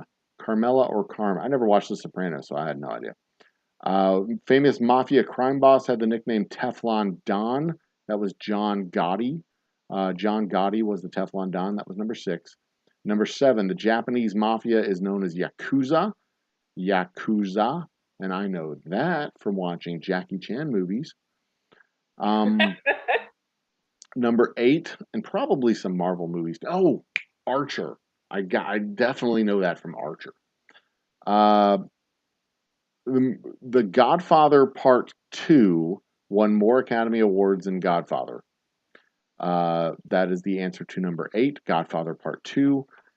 And finally, number 9, RICO means racketeer, influence, and corrupt organizations. Racketeer, influenced, and corrupt organizations. So there you go. I don't know how to. What was number 8? Number 8 was Godfather Part 2. And I'm going to. Concerned that Lazy Nate did so well. I'm going to take this opportunity. Like you tally, I'm going to close Zoom and restart it. Not sure what's going on with this with the system here, but we're going to reset. And you can join the meeting back up in just a minute, at least, because we got like 5 minutes left. All right. I'm going to go ahead and close it. Restart it. Can y'all hear me? Y'all can still hear me. I can still see chat. We're still in the thing. We're just going to reset this system, and I don't know why it's doing this. It probably has something to do with Mozilla, with Firefox being what Firefox is. Because I also got the prompt on the screen telling me that Firefox is already running. Do you want to close it? I'm like, I didn't even try to close it. What's going on? But we're going to jump into round number 3, which is entertainment. Should ask me if I want to join with audio. Yeah, there we go. So round 3, entertainment. Get your answer and fingers ready to go. Oh, wait, Lisa's got to give us the tally for round 2. So we're not going to jump into round 3 just yet. We'll give Lisa a chance to come in and join us. The chat has gotten stuck as well, and I will fix that. Oof, there we go. Yeah, I know. I fucked up that question. I fucked it up gloriously, Nate, which is why we skipped that question, because I just fucked it all up. Sorry. But y'all got your answers in. Y'all are good. Y'all are good. Y'all got your answers in. Y'all got your answers in despite me screwing up the question. Delete my history, then malware bite. Oh, malware bite. Oh, I need to check that out. Malware bite, the free version. So I'm always skeptical of free malware software. It makes me think that that software is a malware like Trojan horse. Uh, like any free malware software is really just putting some malware on my computer. But I can't know for sure. I don't. I mean, I'm certain. I've seen. I know what it is. I'm trying to block it and stop it from running. But I think it's just using up system resources, and that's what's going on. Lisa's back in chat. There she is, back in the party right there. Should be right above me. There she is. In 3, 2, 1. Lisa. What? How we doing? Two. Bimbo Barbarella got 4. Bacon got 3. Easy Street with Jen got 4. Top Shelf Dustin enters the game with 5. Cheers, Dustin. 9. Yay. So our totals. Bimbo Barbarella has 13. Bacon has 8. Easy Street with Jen has 11. Top Shelf Dustin has 5. And Lazy Nate has 15. Awesome. Yeah. I forgot that Nate was a software tech genius, whatever, and he gave me the tip to check out Malwarebyte, the free version, not version, to get rid of whatever this malware is that's causing problems on my computer. But so far, it seems that we're working well, and I will just keep this up and go on to round 3. How's that sound? Sounds great. I think it sounds awesome. I'm happy. I'm excited. And I think we'll just move along with round 3. Bear with us, folks. Thank you so much, by the way, for your patience out there in internets. For being patient with my shitty computer and system.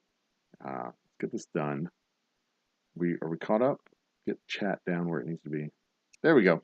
All right, round 3. Did I miss anything? Mafia aficionado. I may know people who do things. That's funny. That's absolutely. Number 9 should have said stand for, not mint. Yeah, I didn't write the questions, so eat a bag. All right. Round. You should edit them. I just read the words. I don't even. Half the time, I don't even know what the words are saying when I read them out loud. And some of the time, I read them wrong. So, deal with it. Round 3, entertainment, movies, series, novels, etc. Round 3, question 1. Let's go. In the musical, The Music Man, how many trombones are in the big parade?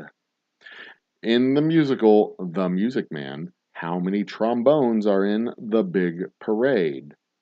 Number 2, who does Harry Potter share his first kiss with?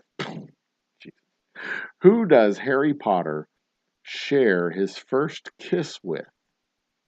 Number 3, what rapper has a 2018 album titled Beer Bongs and Bentleys? What rapper has a 2018 album titled Beer Bongs and Bentleys? Number 4.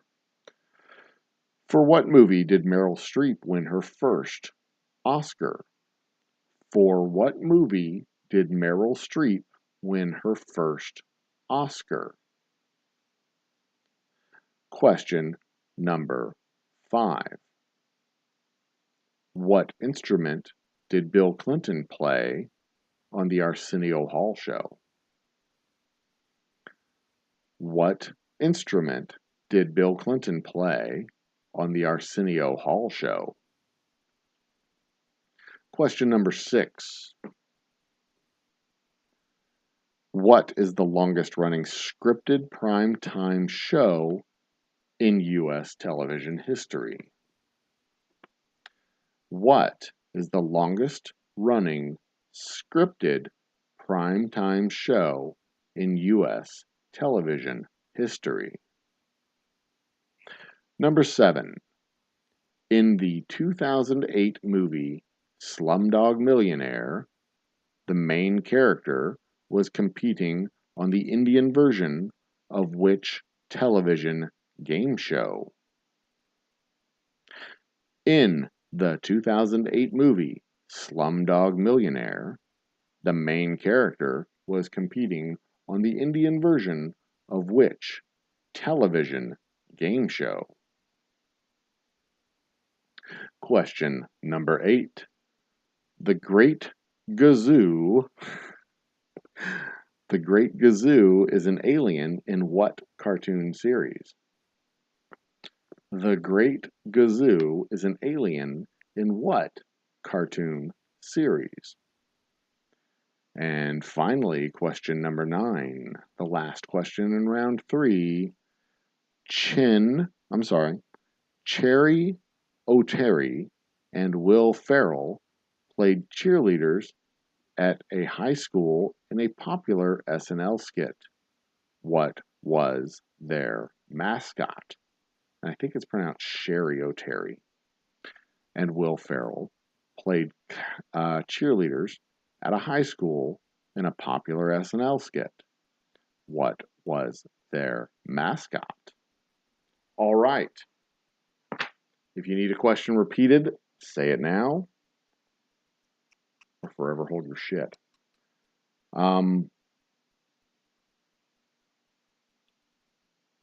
Free virus software. Never. Yeah, virus software.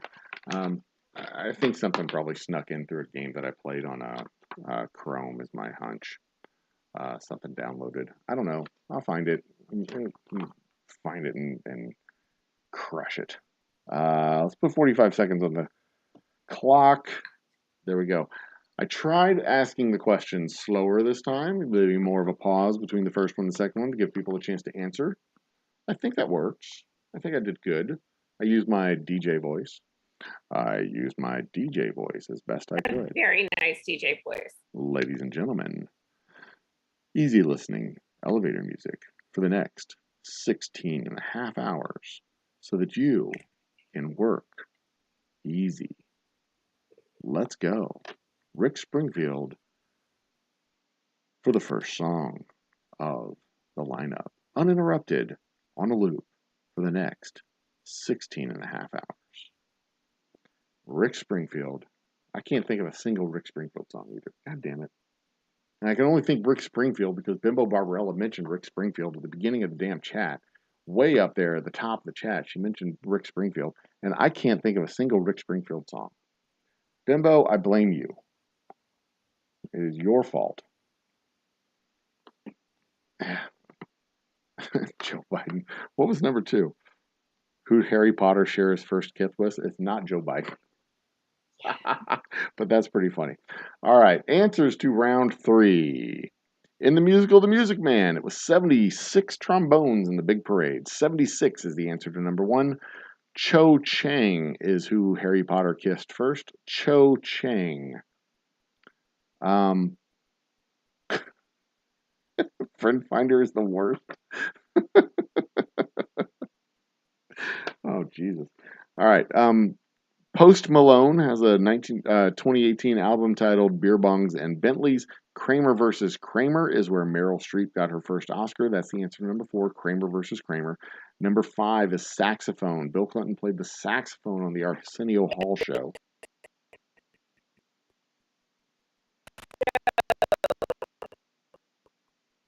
I'm sorry, Lisa, you're digitizing. What are you trying to say? All right, we'll come back to it. Number 6, the longest running scripted primetime show in U.S. television history is The Simpsons. They passed The Flintstones. It's the longest running primetime scripted television show in U.S. history. In 2008, Slumdog Millionaire, the main character was competing on Who Wants to Be a Millionaire. The Great Gazoo was in The Flintstones. The Great Gazoo was an alien in The Flintstones, and Sherry O'Terry And Will Ferrell played cheerleaders in an SNL skit, and their mascot was the Spartans. Jesse's Girl, that's right. Jesse's Girl was a Rick Springfield song. Of course, Jesse's Girl. Such a creepy fucking song. All right, Lisa, you are itching to correct the question that Bill Clinton played a bass saxophone or a baritone saxophone. Go ahead and correct the answer. 3. Say again. Answer to question number 3. The question number 3 is Post Malone. The rapper has a 2018 song title or album titled Beer Bongs and Bentleys. Post Malone.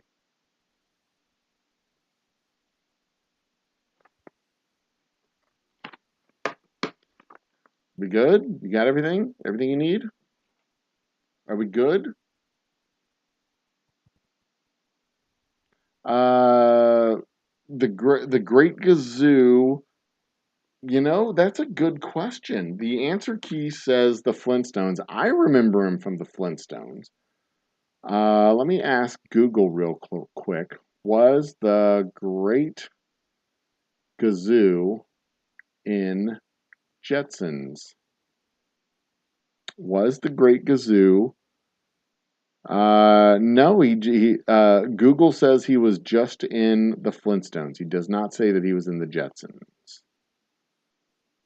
Did Gazoo appear in the Jetsons? He never appeared in any other TV programs, although in one Flintstone episode, Gazoo transports Fred and Barney out of Bedrock to a futuristic world that is similar to the Jetsons. But he never appeared in the actual Jetsons series. So there you go. That answers your question. Any other questions, Lisa? Are you still digitized? Can you talk? Okay. So, Bembo Barbarella got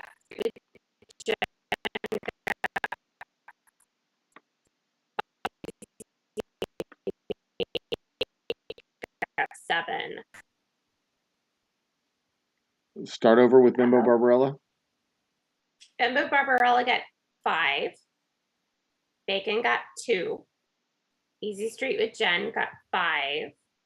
Top Shelf Dustin got 4. And Lazy Nate got 7. Awesome. So Lazy Nate is leading with 22 points. Bembo Barbarella has 18. Easy Street with Jen has 16. Bacon has 10. And Dustin has 9. Well, fantastic. Yeah. Well, fantastic. Dustin is asking, the Jetsons was not a spinoff of the Flintstones. The Jetsons was an entirely separate. It was like practically the same the same TV show, but it was not a spinoff. I mean, it was practically the same show. It was a guy working in a cog factory. Cogswell Cogs was the Jetsons. Flintstones was a rock quarry. It was practically the same show, but they were not spinoffs of each other. Cho Chin. Bimbo is protesting number 2. Cho Chin. She said Cho Chin. The answer was Cho Chang. I say no. That's not close enough. I thought I gave it to you. You gave it to her? Okay. See, I wouldn't have even moved that on. I wouldn't have even referred that to the judges, but we'll take it. Whatever. I don't know. Whoever got the numbers, that's fine. I don't care. Yeah, Bembo Barbarella, I have you with 5. I don't expect it'll be close enough for it to matter. And there we go. Camera's back on. We should be good to go. My system resources are going to shit the bed again. Who cares? Let's go. No, we're going to wait for Lazy Nate because he needed to refresh his beverage. Oh, okay. Well, yeah, absolutely, Lazy Nate. Refresh your beverage. Although it's probably something other than Old Humble, so who cares? I've got a 6-pack of Carbox Crawford Bock in my in my mom's refrigerator. I need to go get it because I would like a beer tomorrow. Yeah. But I can't have a beer tomorrow because I'm driving to Austin. Holy shit, I've got to drive to Austin tomorrow. Anyway, that's fine. Everything's good. Everything's good. Everything is awesome. Everything is great when you're part of a team. Everything is awesome. Okay. The new Flintstones. I don't know what the new Flintstones is, but I disagree. I disagree. I don't know the new Flintstones. I don't remember the new Flintstones. I'm not old enough to remember the new Flintstones. I just remember the original Flintstones. Because that was what was in syndication when I was a kid. Let's go with round 4. What are you talking about, old humble guy? Shut up already. Okay, let's go on. Round 4. Back, so Yeah, Nate's back. It's time to go. Let's do it.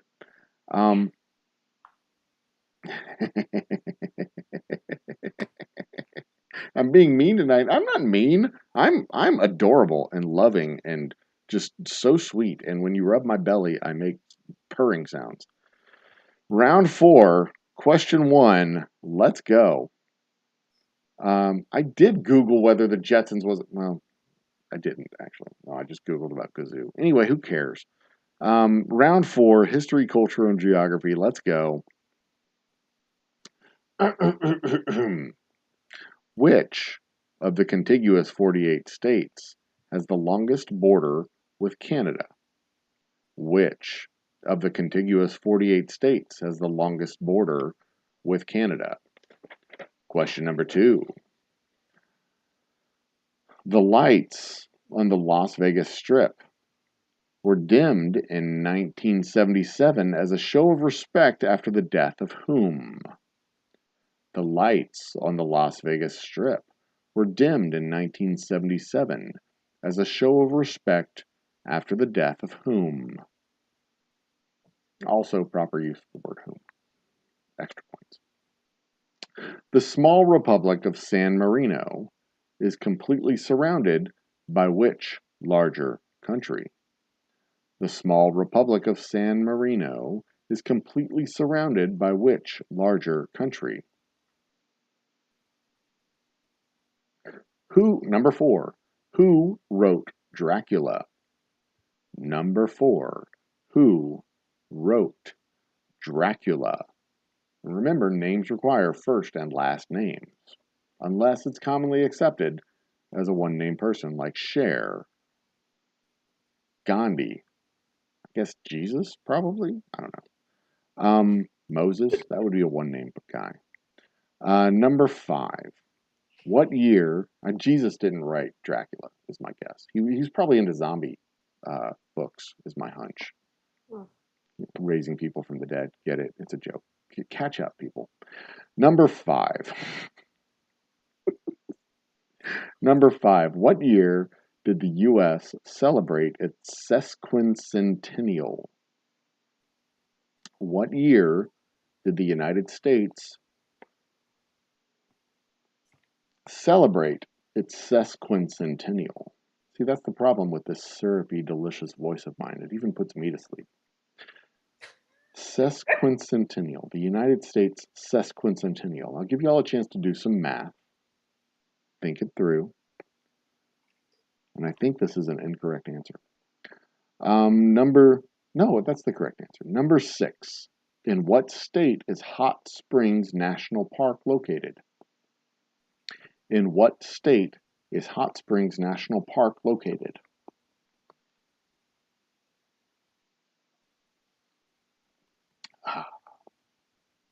Delicious. Number 7. What is the longest river in England that runs only through England? What is the longest river in England that runs only through England? Number 8. In 1885, William LeBaron Jenney built the world's first skyscraper in what city?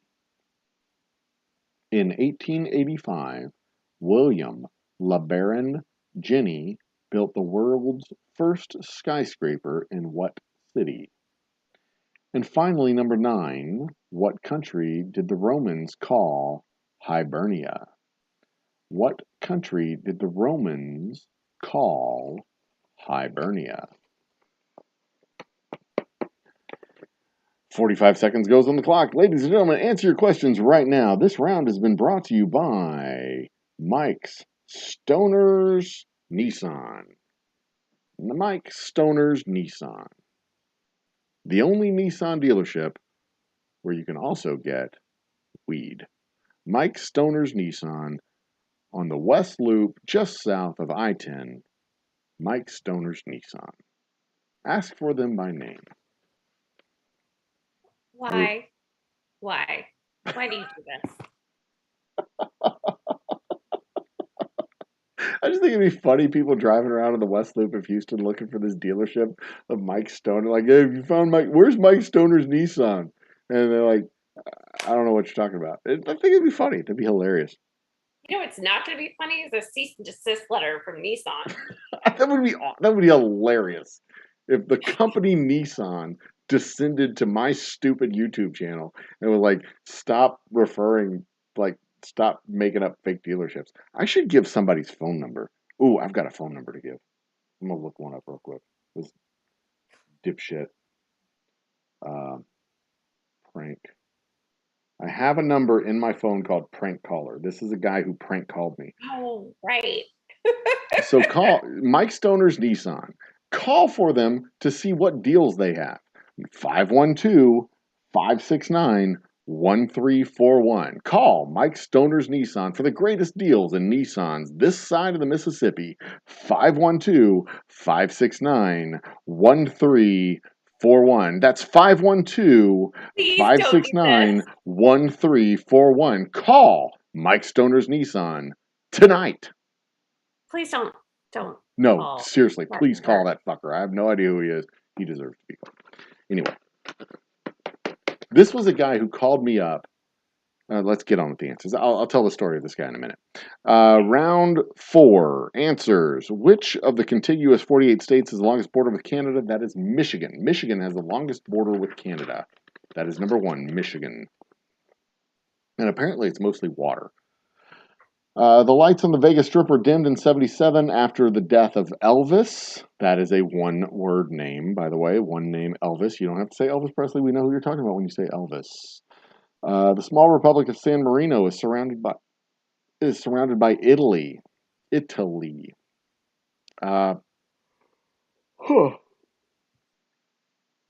Dracula was written by Bram Stoker. Bram Stoker, Bramstoker, Bram Stoker.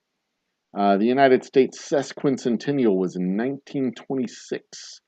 The sesquicentennial of the United States was in 1926. That is 150 years, people. Sesquicentennial is 150 years. Learn Latin. It might be Greek, I'm not sure.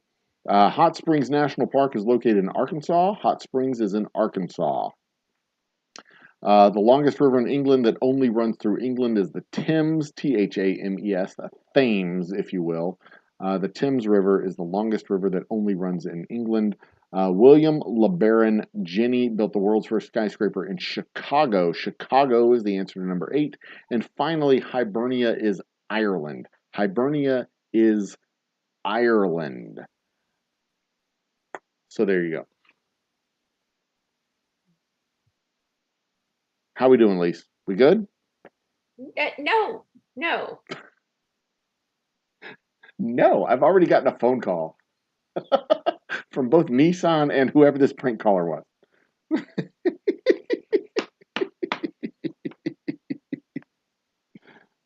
Oh no, Easy Street, are you calling this guy? Oh my God, this is funny.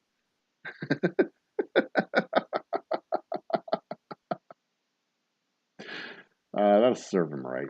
So he calls me up. This prank caller dude calls me up. Says that he was working on some sort of particle cannon in his garage, and it released and it hit my car, and there's a dent in my car. I'm like, what? What the fuck are you talking about? So, yeah, and it was like 3 years ago. It was a while back. It couldn't have been 3 years ago. It had to have been in like summer of 2020 or something like that.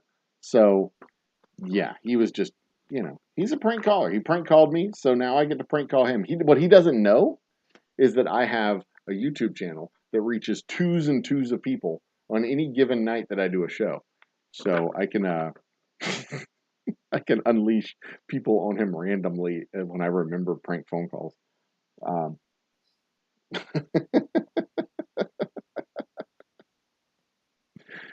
but anyway.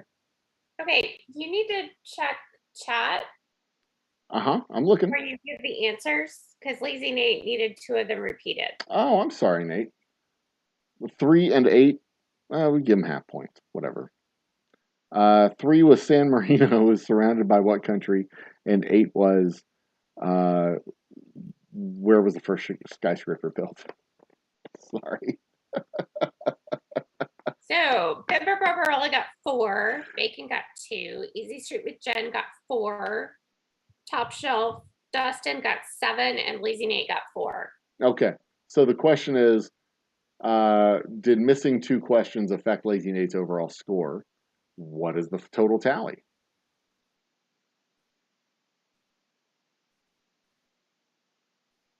Do we know? So Bimbo Barbarella has 22, Bacon has 12, Easy Street with Jen has 20, Top Shelf Dustin has 16, and Lazy Nate has 26. Oh, okay. So no, it doesn't affect his score. It doesn't affect his standing. He's doing quite well. But if he does lose by 2, then we can make a dispensation as benevolent overlords that we are. We'll see. That's my bad. My bad. But we'll see what we can do. Round 6, matching. This is the TV spinoffs. I primed your pumps for the TV spinoff idea earlier, so think about these. I will give the original TV show, like Friends. You will give the spinoff, which would be Joey. That is not one of the that's not one of the options, but that's the concept. That's the idea. I give the original. You write the spinoff. Are we ready? Are you ready? I'm ready. Let's go. Round 5, question 1.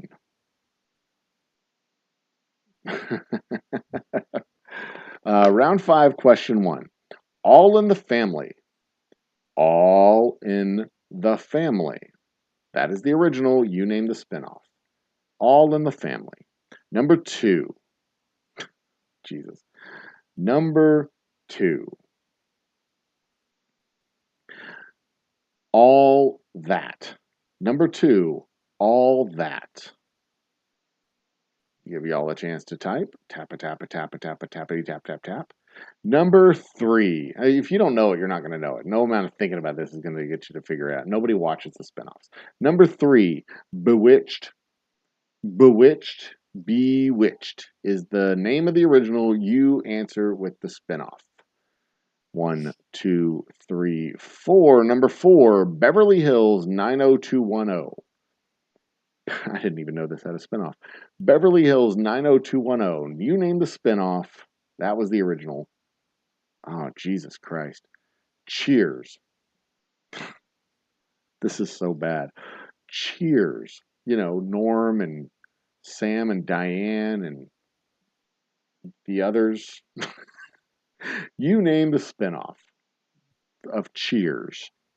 Head of the Class. Number 6. Head of the Class. I'm trying to remember if I remember Head of the Class.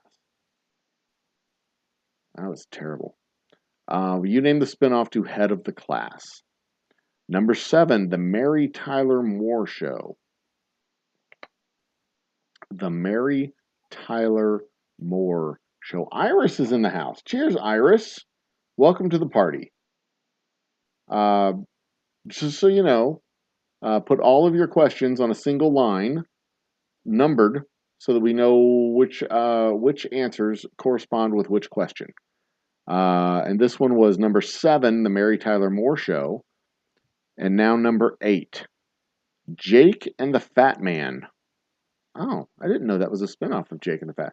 Jake and the Fat Man, number 8. Jake and the Fat Man is number 8. And finally, number 9, Pretty Little Liars is the show. You name the spinoff, Pretty Little Liars. So there we go. That is all of them. That is all 9. And I will give you 45 seconds. Do. And I do, in fact, see a problem with the question. Or at least with one of the questions, because there were 2 spinoffs to Cheers.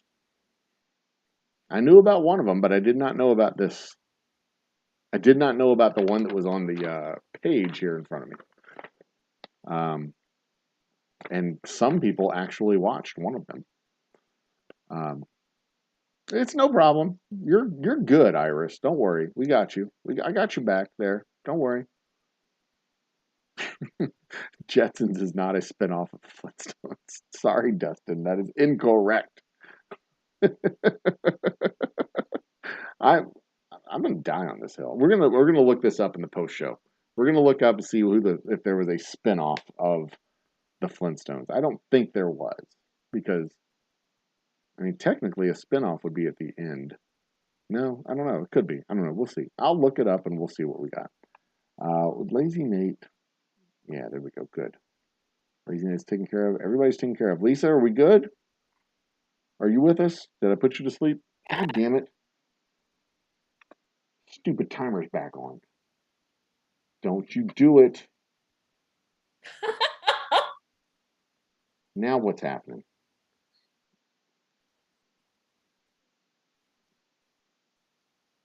All right, now my computer thinks I'm trying to upgrade Zoom. Let's just go ahead with the answers. The answers to the round are as follows. Number 1, All in the Family spinoff was The Jeffersons.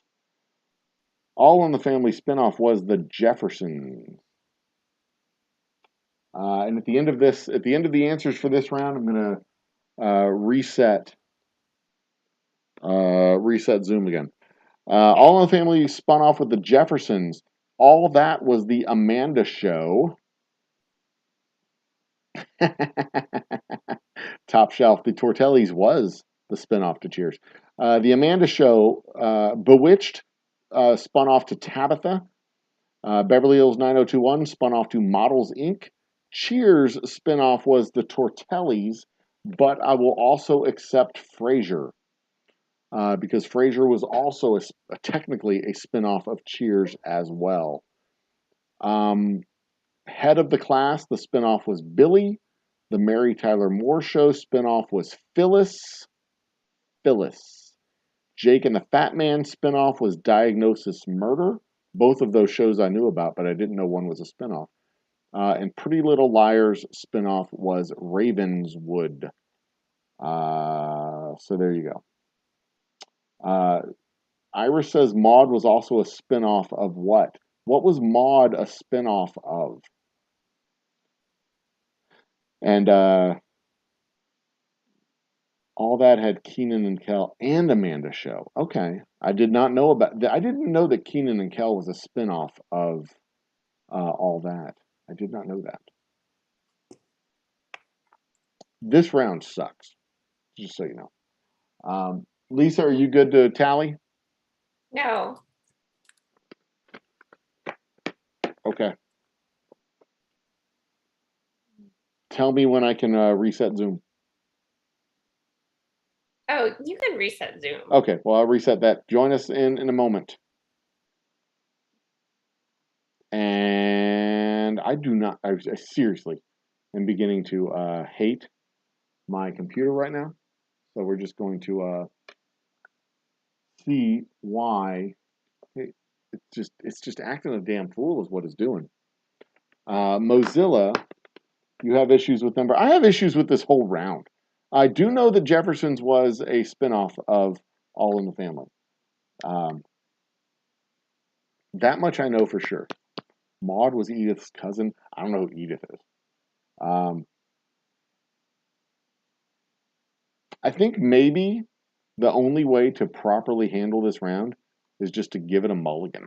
Just be like, everybody gets the points or nobody gets the points. If everybody gets 0 points and everybody gets 9 points, it's all the same. Rhoda was a spinoff of the Mary Tyler Moore Show. I gotcha. Do that. Camera working. Are we in? Are we good? What's going on? Cannot start video. Why can't you start video? You should be able to start video just fine, you stupid computer. There we go. All right, now Lisa will join us in just a moment, and everything will be copacetic. I hate this round with a passion, especially when there were shows back in the 70s and early 80s that had multiple spinoffs. Like, I forgot all about the Tortellis. I absolutely forgot all about the Tortellis. Ravenswood is a vineyard that made Zinfandel. That might be accurate. I do not know for sure. Jefferson's was like the third spinoff of All in the Family. Edith was Archie. I know Edith was Archie's wife. Oh, so Rhoda was a spinoff of. I got you. Okay, so Rhoda was a spinoff of All in the Family. Because Rhoda was Edith's cousin or something. I don't know. Whatever. It's all the fucking same movie.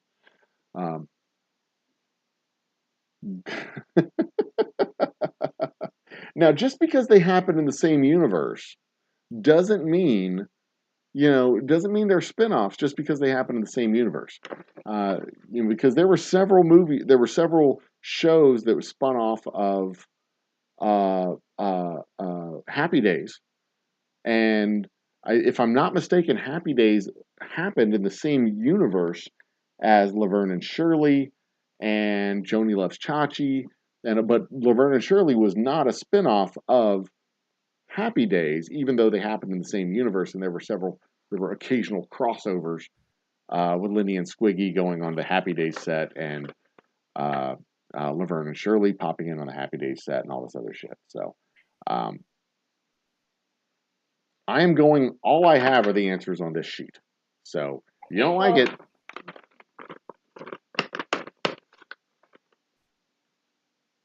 As they say at the Xlax Corporation, tough shit. But this round, I do agree with you. This round sucks, but it sucks equally for everybody. Anyway, Lisa, tell me how this shit show went. Just sit tight. I am an advocate of just giving everybody 9 points.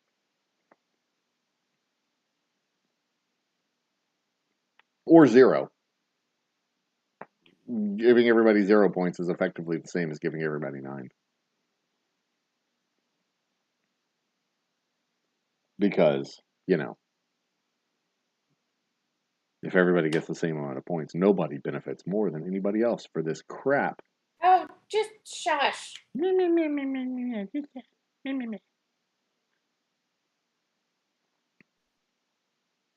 Just because she showed up on Happy Days does not make it a spinoff. That is a crossover, and there's a difference between a crossover and a spinoff. Nice try. Just like if Gazoo showed up and they sent the Flintstones into the Jetsons world, that doesn't make the Jetsons and the Flintstones related. It just means they're in the same universe and there was a crossover. Crossovers and spinoffs are not the same thing. There is a difference between a crossover and a spinoff.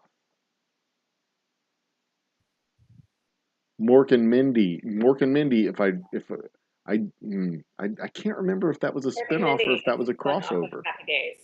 Because I do remember Mork showing up on Happy Days, but I don't remember that being a spinoff. They didn't create Mork and Mindy on Happy Days and then have Mork and Mindy move off. They had Mork and Mindy, and they showed up in Happy Days. There's a difference. There's a difference between a crossover and a spinoff. Like the X-Men would not be a spinoff of the Avengers. The X-Men and Avengers would have crossover in the Marvel Universe, but not a spinoff of one to the other. There's a difference. Anyway. But hi, Iris. Welcome to the party. We're glad to have you on. You joined in the most controversial round ever, I think. Lisa, how we doing? Okay, so. I'm terrible with English. Shut up, Dustin. Iris pointed out that Maude was a spinoff of All in the Family, and she is correct. Maude was Edith's favorite cousin. So I will accept that, as well as the Jeffersons, and there were others as well, but nothing was mentioned. So on, what was number 2? Number 2 was All That, the Amanda Show. Also Keenan and Kel, apparently. Keenan and Kel and the Nick Cannon Show would also be acceptable. Oh, okay. Are you Googling answers? I was doing research.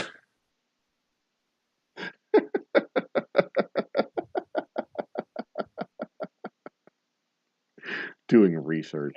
And then, what was number 4? Number 4 was Beverly Hills 90210. Okay. A show when 40-something actors acted like 16-year-olds. Okay. Number 6? What was that? Number 6, Head of the Class.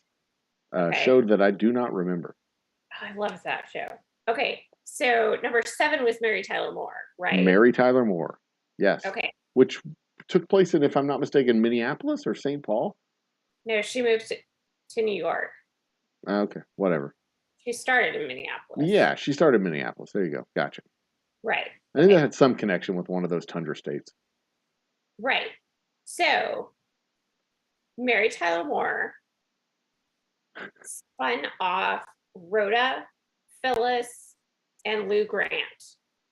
Yeah, okay. So, I accepted all of those.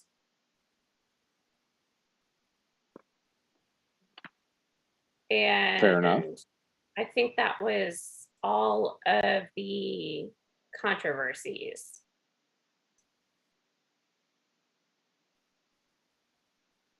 Oh, no. One of the Friends moves to in the spinoff. I think. I don't know. Anyway, go look at the Wikipedia page.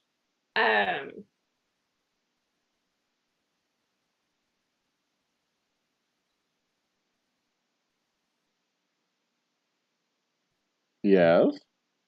Just, I'm going through chat to make sure that, I've addressed everything that I need to address. You can get into it about Happy Days. I mean, I don't care. I'm not that deeply invested. I don't care. But if I need to step in and do research on Happy Days, please let me know.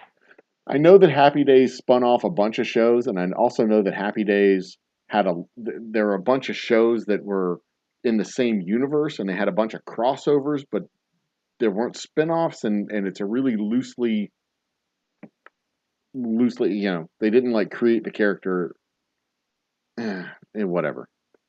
Okay. Doesn't matter. I don't care that much.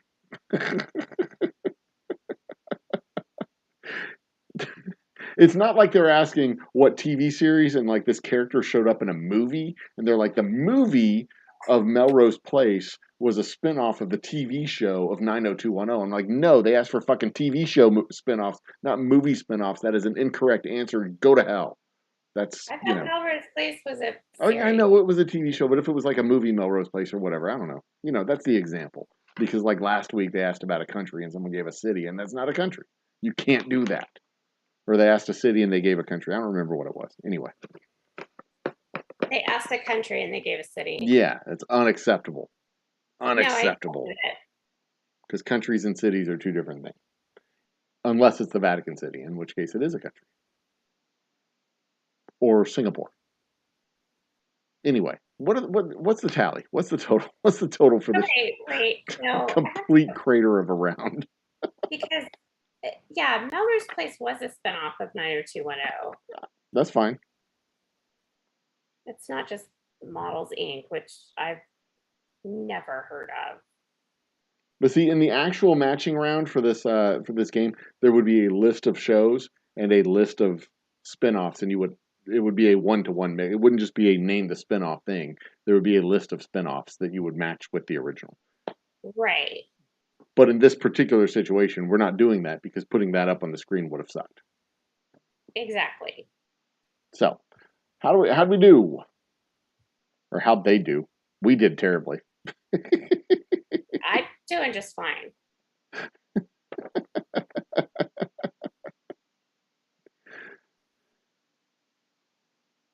So, I just want to make sure well, that well, Bacon is intensely eating popcorn. yes, I know. So, okay. So Bimbo Barbarella got 2. Bacon got 2. Easy Street with Jen got 3 because I included Melrose Place. Top Shelf Dustin got 6. Also included Melrose Place. Lazy Nate has 3, got 3, and then Iris got 4. All right. So Bimbo Barbarella is at 24. Bacon's at 14. Easy Street with Jen is at 23. Top Shelf Dustin is at 22. Man, he is making leaps and bounds here, and he missed the first round. I know, right? Lazy Date has 29, and Iris has 4. All right. Well, there you go. And this is the last round. We're in round 6. This is the last round. And it is worth 900 times points. Kidding, it's only double. All questions are worth double. And you get, all questions are worth double, and there's 9 questions. So there's 18. Let me see if there's any multiple answers in this round. There's at least 18 answers or 18 points available in this round. Let's put it that way. At least 18 points available in this round.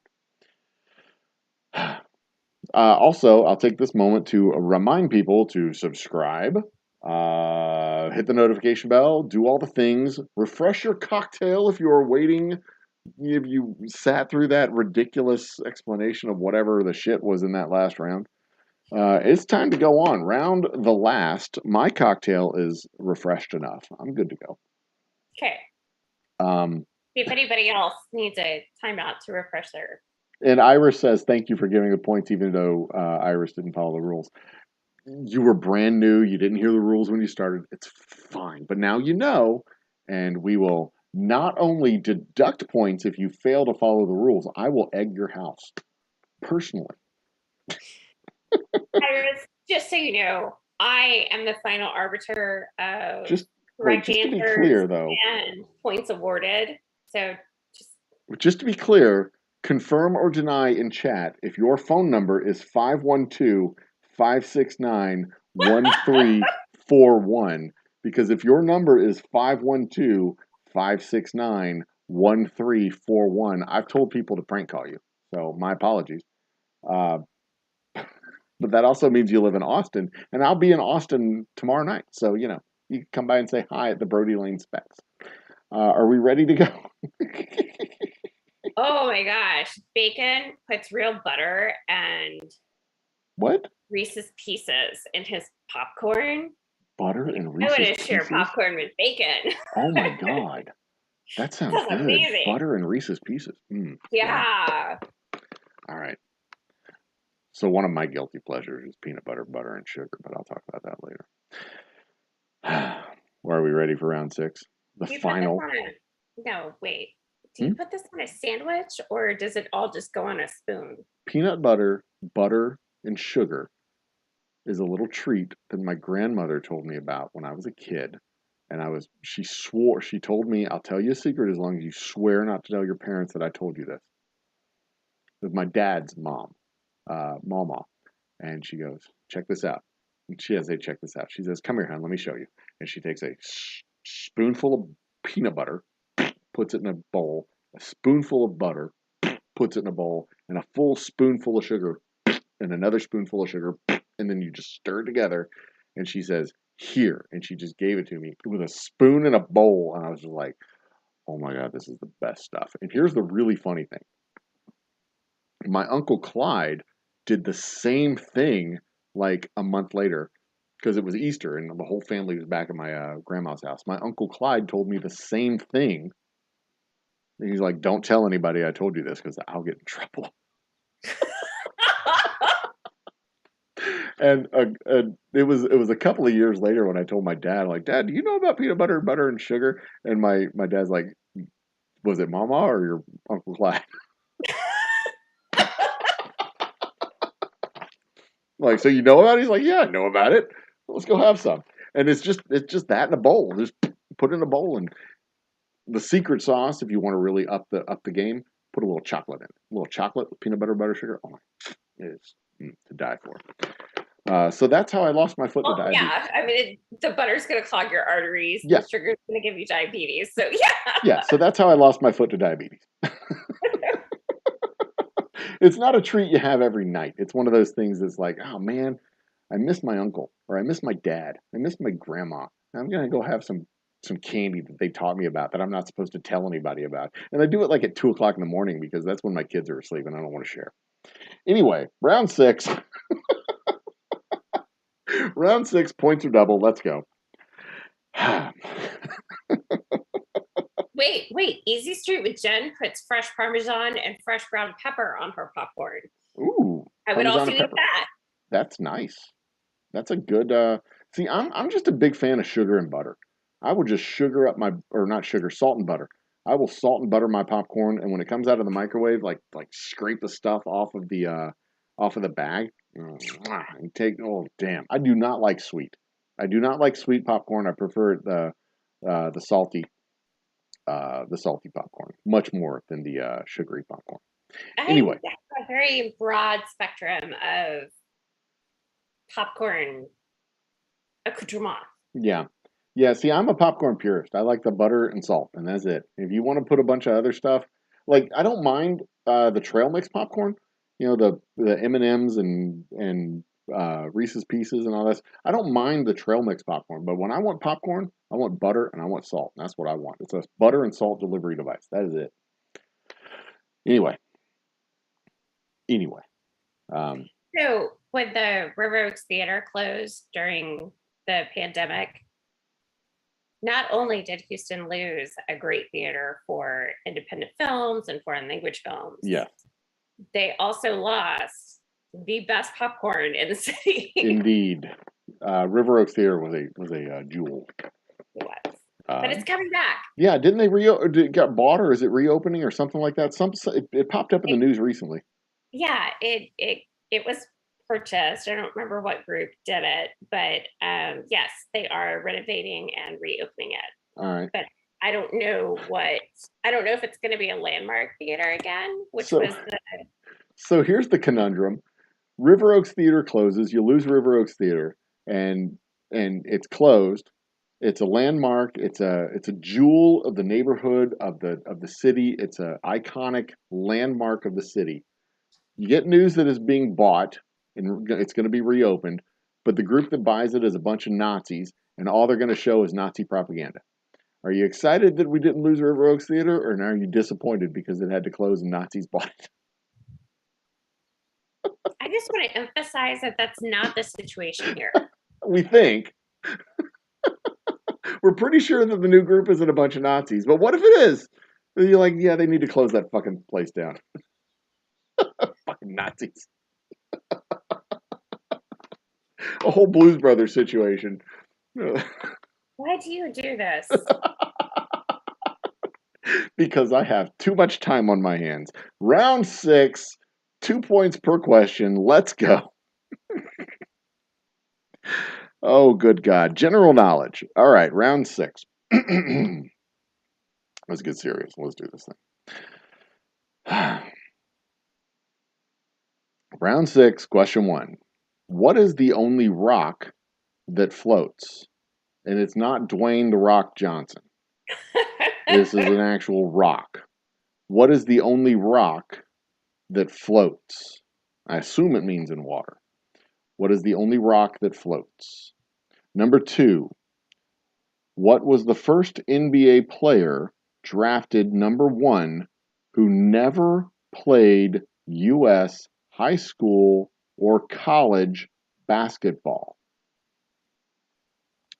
Who was the first NBA player drafted number 1 who never played U.S. high school or college basketball? Number 3. What is the world's largest mollusk? What is the world's largest mollusk? Question number 4.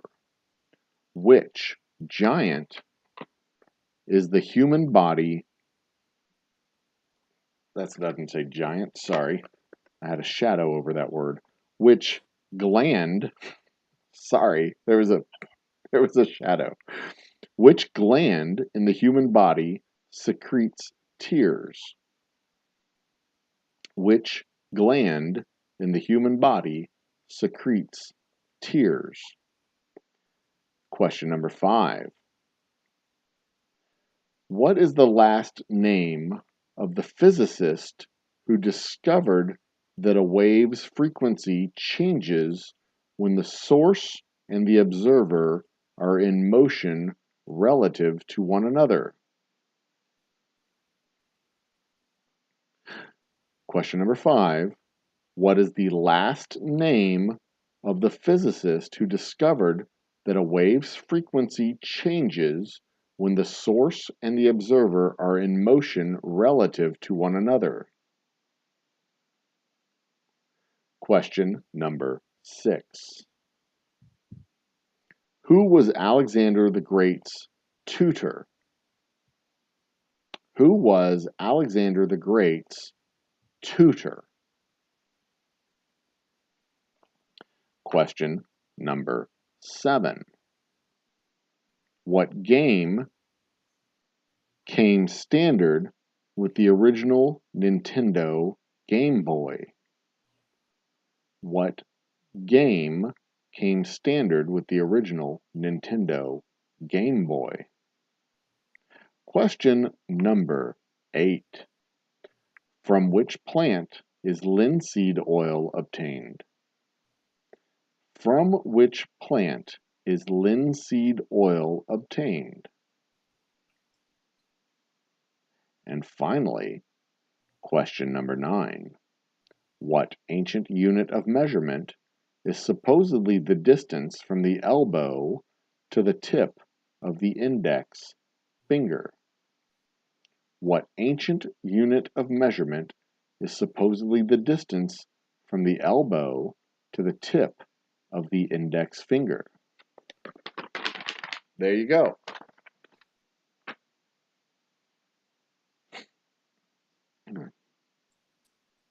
Show you, look, check this out. Take my camera here.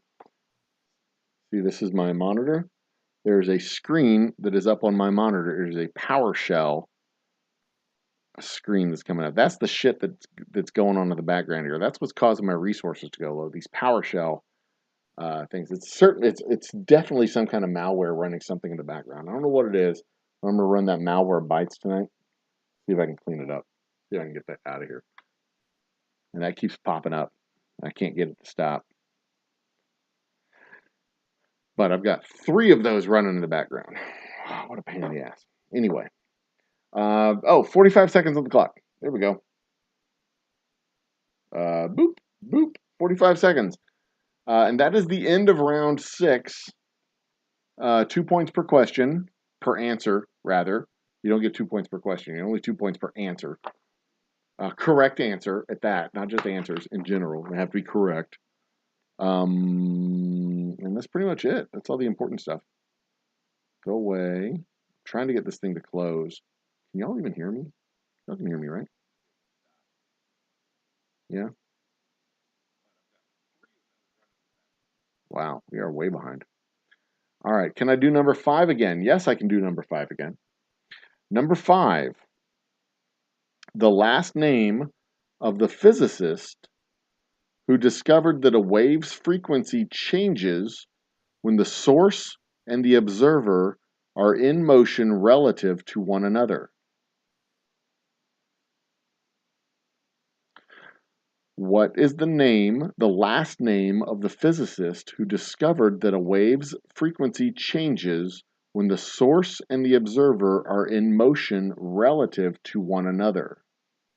That is number 5.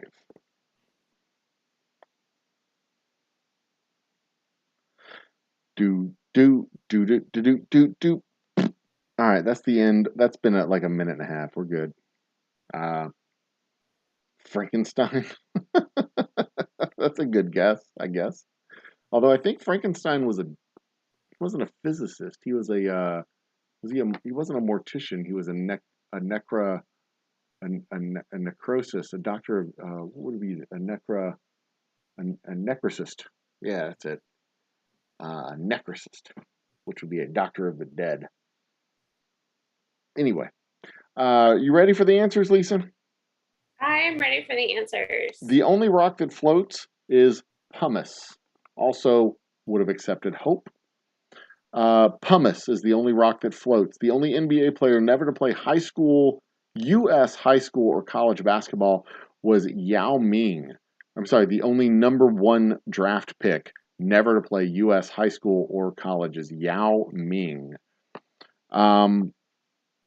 The world's largest mollusk is the colossal squid or Antarctic squid or giant squid. Any one of those 3 would be acceptable. The gland. Tuna would have known that. Say what? I bet tuna would have known that. I'm certain that tuna would have known that. Yes, I agree. The gland that secretes tears is the lacrimal, lacrimal, lacrimal gland.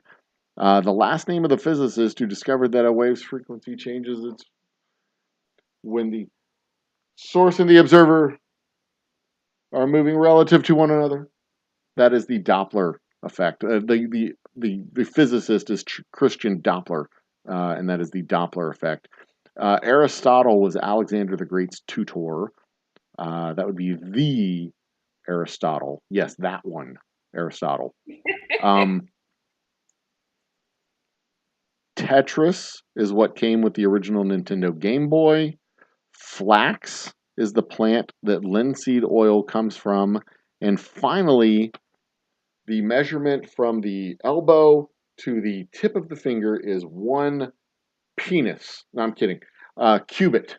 Cubit. C-U-B-I-T. 1 cubit. So there you go.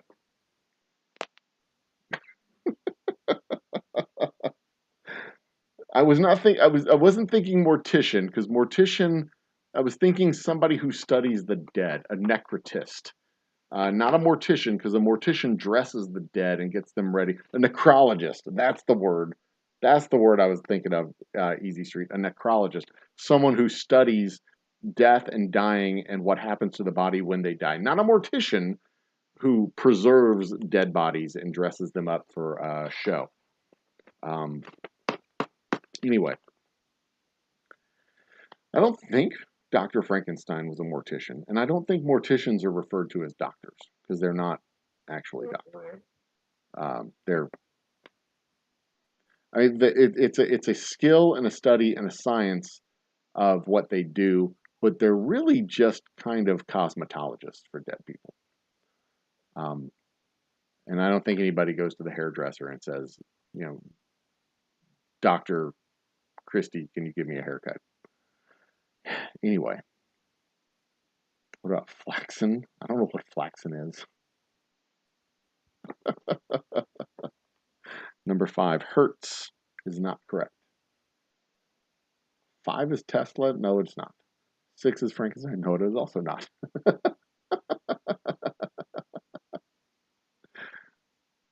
Duck Hunt could not be played on the Game Boy, if I recall.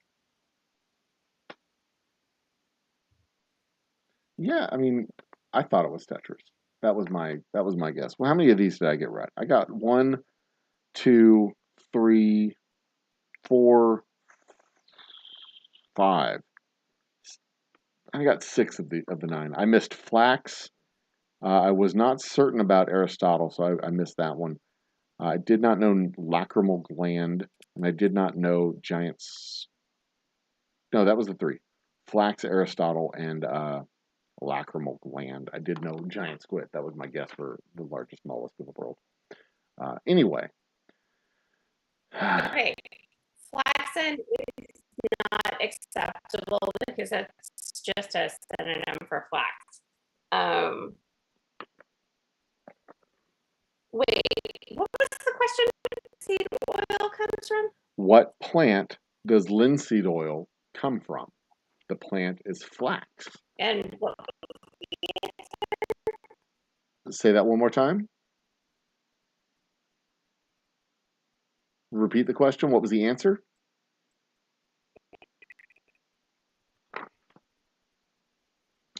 Fucking computer.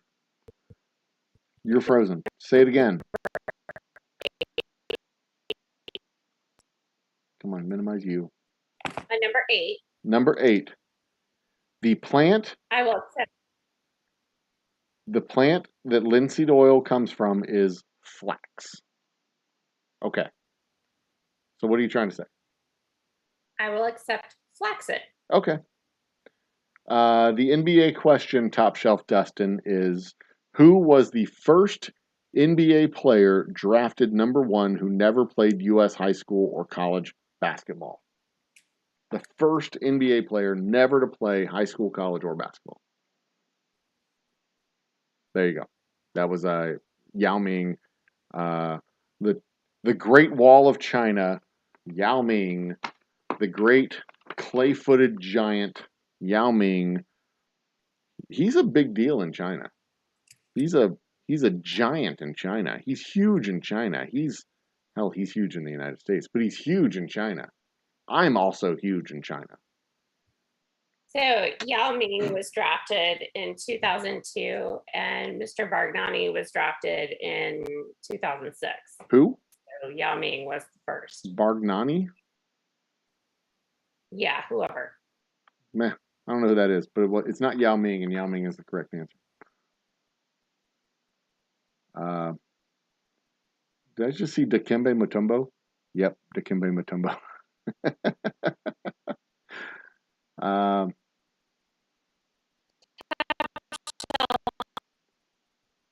Who else?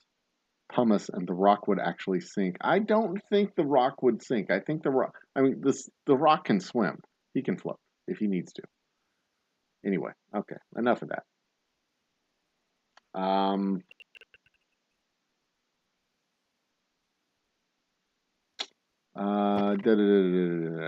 First European for some reason. Okay, I think we're good. Lisa, what's the tail of the tape? Hold on. Hold on 1 second. Let me close this, turn that off. Lisa, give us the tally. Okay, so Bembo Barbarella got 1. Oh crap! Hold on. I don't think that's right. I think Bembo Barbarella got 2. Okay. Correct. So she got 4 points. Bacon got 3 correct for 6 points. Easy Street with Jen got 3 correct for 6 points. Top Shelf Dustin got 2 correct for 4 points. Lazy Nate got 2 correct for 4 points. And Iris got 1 correct for 2 points. Okay. So where does that put us in the final tally? Any protest out there? I'm not protesting. Okay. So Iris had 6. Bacon had 20. Mm-hmm. Top Shelf Dustin, who missed the first round, had 26. Ooh. Bembo Barbarella had 28. Well done. Easy Street with Jen had 29. And our winner was Lazy Nate with 33. Nate with 33 is the winner today, and that is an additional 20 boozy bucks. So who got second place? Second place was Easy Street with Jen with 29 points. Yay, Jen. Hang on, let me find her on my list. Where's Easy Street with Jen? There she is. An additional 10 points for Easy Street with Jen. And who got third place? Third place went to Bembo Barbarella with 28 points. Bimbo Barbarella with third place. Congratulations, Bimbo Barbarella. That is awesome. We had a good, fun game. This was fun. And of course, next week we'll do it all again. Next Thursday we'll do it all again. And Points will count towards a slice, and I'll have the full tally of number. I'll put up the wheel and show people where they're at on the wheel and how many slices on the wheel they have.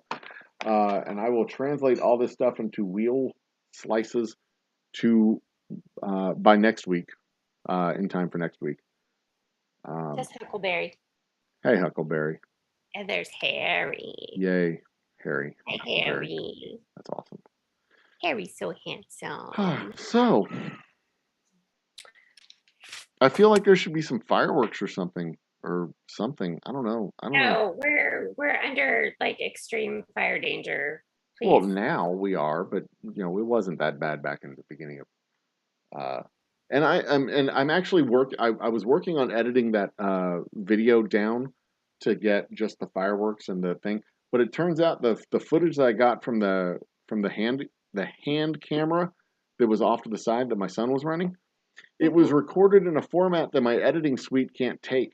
So I've got to convert that video to the proper format so that we can actually get the fireworks that we let off for the 600 subscriber and 4th of July celebration. And I just haven't had all kinds of technical issues. I mean, it's good video. I saw the footage. It's good footage. It's just a .mov and not a .mp mpg or mp4, whatever the frick it was supposed to be. It was not the right format.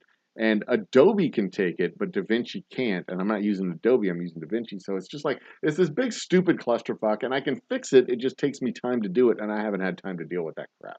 So what a pain in the ass. It's just because you've been on the road show.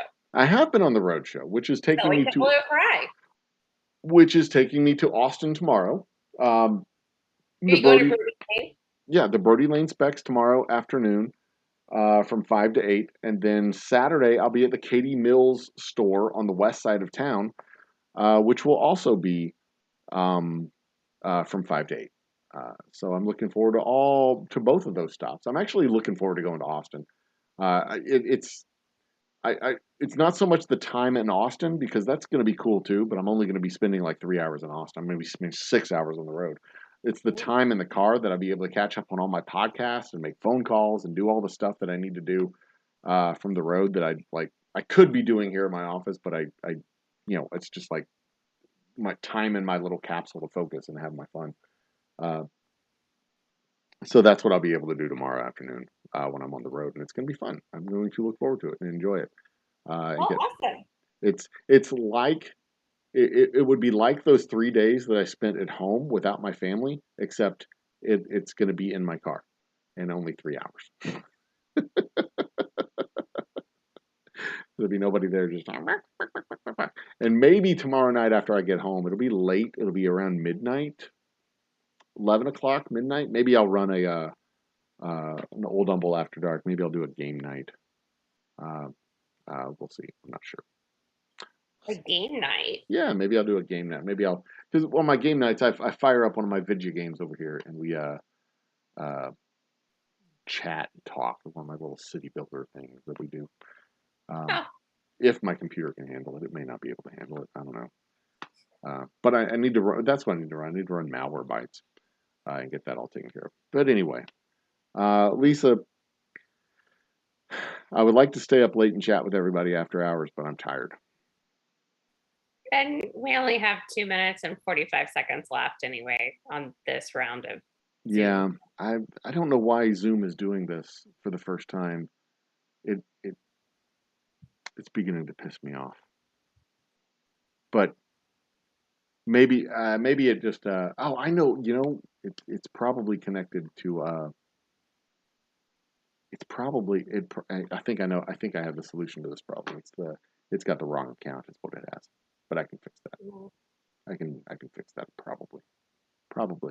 I'll have it fixed by next week. It won't be a problem. I'll have it fixed by next week. I guess tell everybody good night. Do you want to hang out for a little bit longer or not? No, I've got Discovery to answer tomorrow. Okay. And I've got to get up in the morning. So we'll go ahead and close. Tell everybody good night, Lise. And I'll shut down the show. I'll close Zoom and we'll shut down the show. Good night, Lise. It's been a pleasure. It's been fun. I will see you probably next week, maybe sometime in the very near future. Yeah. Yeah, Let me know. I'll let you know when I start working on the bar. Okay. All right. Sounds good. Bye, Lise. Bye. Okay. And everybody there, don't go anywhere. I'll be right back with. Come on, you were supposed to close entirely. Exit that meeting, and then I turn on my video capture device here. I should be able to activate that. Did that work? Did it? Camera? Hello? Where is video capture device? Is it on?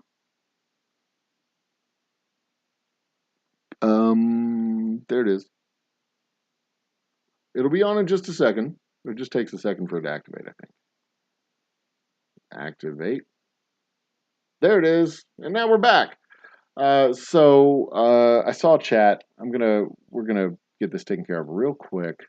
I've got a very early morning tomorrow and a long trip ahead of me, so I can't use StreamYard, Lazy Nate. I was using StreamYard, but StreamYard was because it was going through the well, first they got bought by that company, and then their entire system turned to shit right around the new year, and then something was going on with Chrome and it wasn't working properly, and then I don't like StreamYard.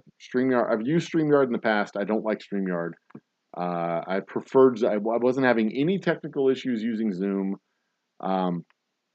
There's a problem with the login on Zoom right now. That's the only issue we're having with Zoom. But StreamYard was just a pain in the ass. I did not like StreamYard. I liked StreamYard for a while, but then when they merged with that other company, they just turned completely to shit, and I did not like StreamYard.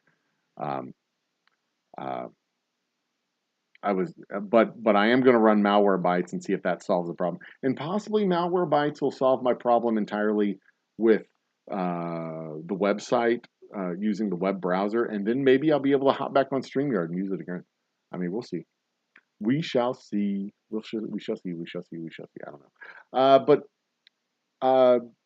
And yeah, I used StreamYard for about 4 months, and it was great. From June 2021 to December 2021, it worked great. And then after the new year, it didn't anymore. And I don't know why it didn't work great anymore. It was just a giant cluster, and I didn't like the way it was. I didn't like the way it was, and maybe it was because of the browser that I was using. I don't know. I don't know why it was doing what it was doing, but my gut tells me it has something to do with my browser and less to do with my computer. Because when those PowerShell program executables pop up, that tells me that some system is running in the background, some kind of malware is running in the background. It's trying to get me to have pop-ups come up on my browser. So there you go. And I used Restream for a while too. But when I stopped streaming to multiple sources at the same time, I stopped using Restream. And because I just stream to YouTube, I don't need to use Restream or StreamYard. The biggest functionality I got with StreamYard was being able to stream to multiple destinations at the same time. I could go to my Twitch channel, I could go to Twitter, I could go to Facebook, I could go to YouTube all at the same time. Same thing with Restream. I could go to Twitch and all the places at the same time, but I don't have to now. I just go to YouTube. So instead of doing all that, I can just go through OBS and use my OBS software. But if I can get my browser stuff fixed, that makes the Zoom and all the other things work out much better. I'm using fewer. There's something eating up system resources in the background, and I'm hoping that that will be solved with Malwarebytes tonight or tomorrow. Shred it? I don't know what shred it is. Champ, I'm not sure what that is. But anyway, big thanks to Lisa for joining us. I really do appreciate the support and help and all that she does for the distillery in real and in make believe that she does. Tomorrow night, as I was saying before, I will be at the Brody Lane Specs from 5 to 8 p.m., which means I need to leave the house by 2 p.m. Actually, probably by 1:30 p.m. I need to leave the house, which means I need to have all my shit done here before noon, which means I need to wake up before 9 o'clock, which means I need to go to bed before 2 o'clock, So, guys, as much as I would love to hang out and do an Old Humble After Dark and continue to run for the rest of the evening, um, I forget what's one of those things you use to kill every sucks for a bit after because all your cookies and everything is. See, I don't mind losing all my cookies and all that shit. It doesn't bother me. I know what my passwords are, uh, uh, but I'll look it up and see what I come out. I'll try Malware Bytes first. If that's free and it's well recommended, I'll try that. Uh, but yeah, we'll see. I'll delete Chrome and um, um, something like that. CC Cleaner. CC Cleaner. I'll write that down. Is that the page? No, that's not the page. I need this one right here. CC Cleaner with Malware Bytes. I'll try both of those. See if I get. And I have what is my antivirus? It's Norton.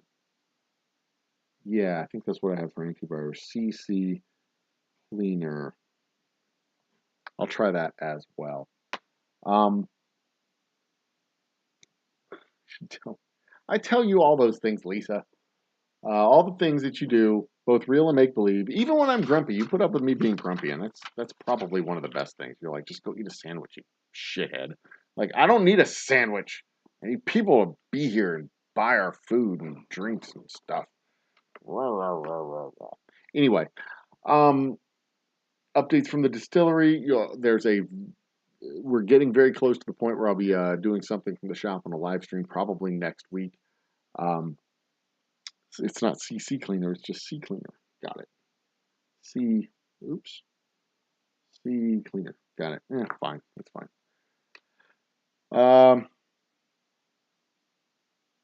Restream has backgrounds, blue. Yeah. Anyway, okay, ladies and gentlemen, brothers and sisters. What was the other one that I used? It wasn't Restream. Yeah, it was Restream. So I went from OBS to Restream, and Restream sent it out to all the places. So I didn't go to Restream directly. I went from OBS to Restream, and then Restream sent everything out. But that's still what I didn't use Restream as my primary source of production, my primary production equipment. My primary production setup was OBS, and Restream was the destination that OBS was sending the video to, and it went from OBS to Restream and Restream to Twitch, YouTube, Twitter, and Facebook, depending on how I wanted to organize that broadcast for the night. But now I don't broadcast to Twitch and Facebook and Twitter because I wanted people to come to the YouTube channel. I wanted to build the following on YouTube, and people don't typically go from one platform to another. It's really hard to get people to leave Facebook when they see the video post on Facebook. It's hard to get them to leave Facebook and then come to YouTube. Same thing with Twitter, to leave Twitter and come to YouTube, or to leave Twitch and come to YouTube. When they find you on those platforms, that's where they find you. So as far as building an audience goes, you need to build your audience on the platform that you want, or from the platform that you want to build the platform on. So you build the audience, your YouTube audience, you build them on YouTube and grow it on YouTube inside that YouTube ecosphere, which is why I quit messing with all the other guys and just going straight out of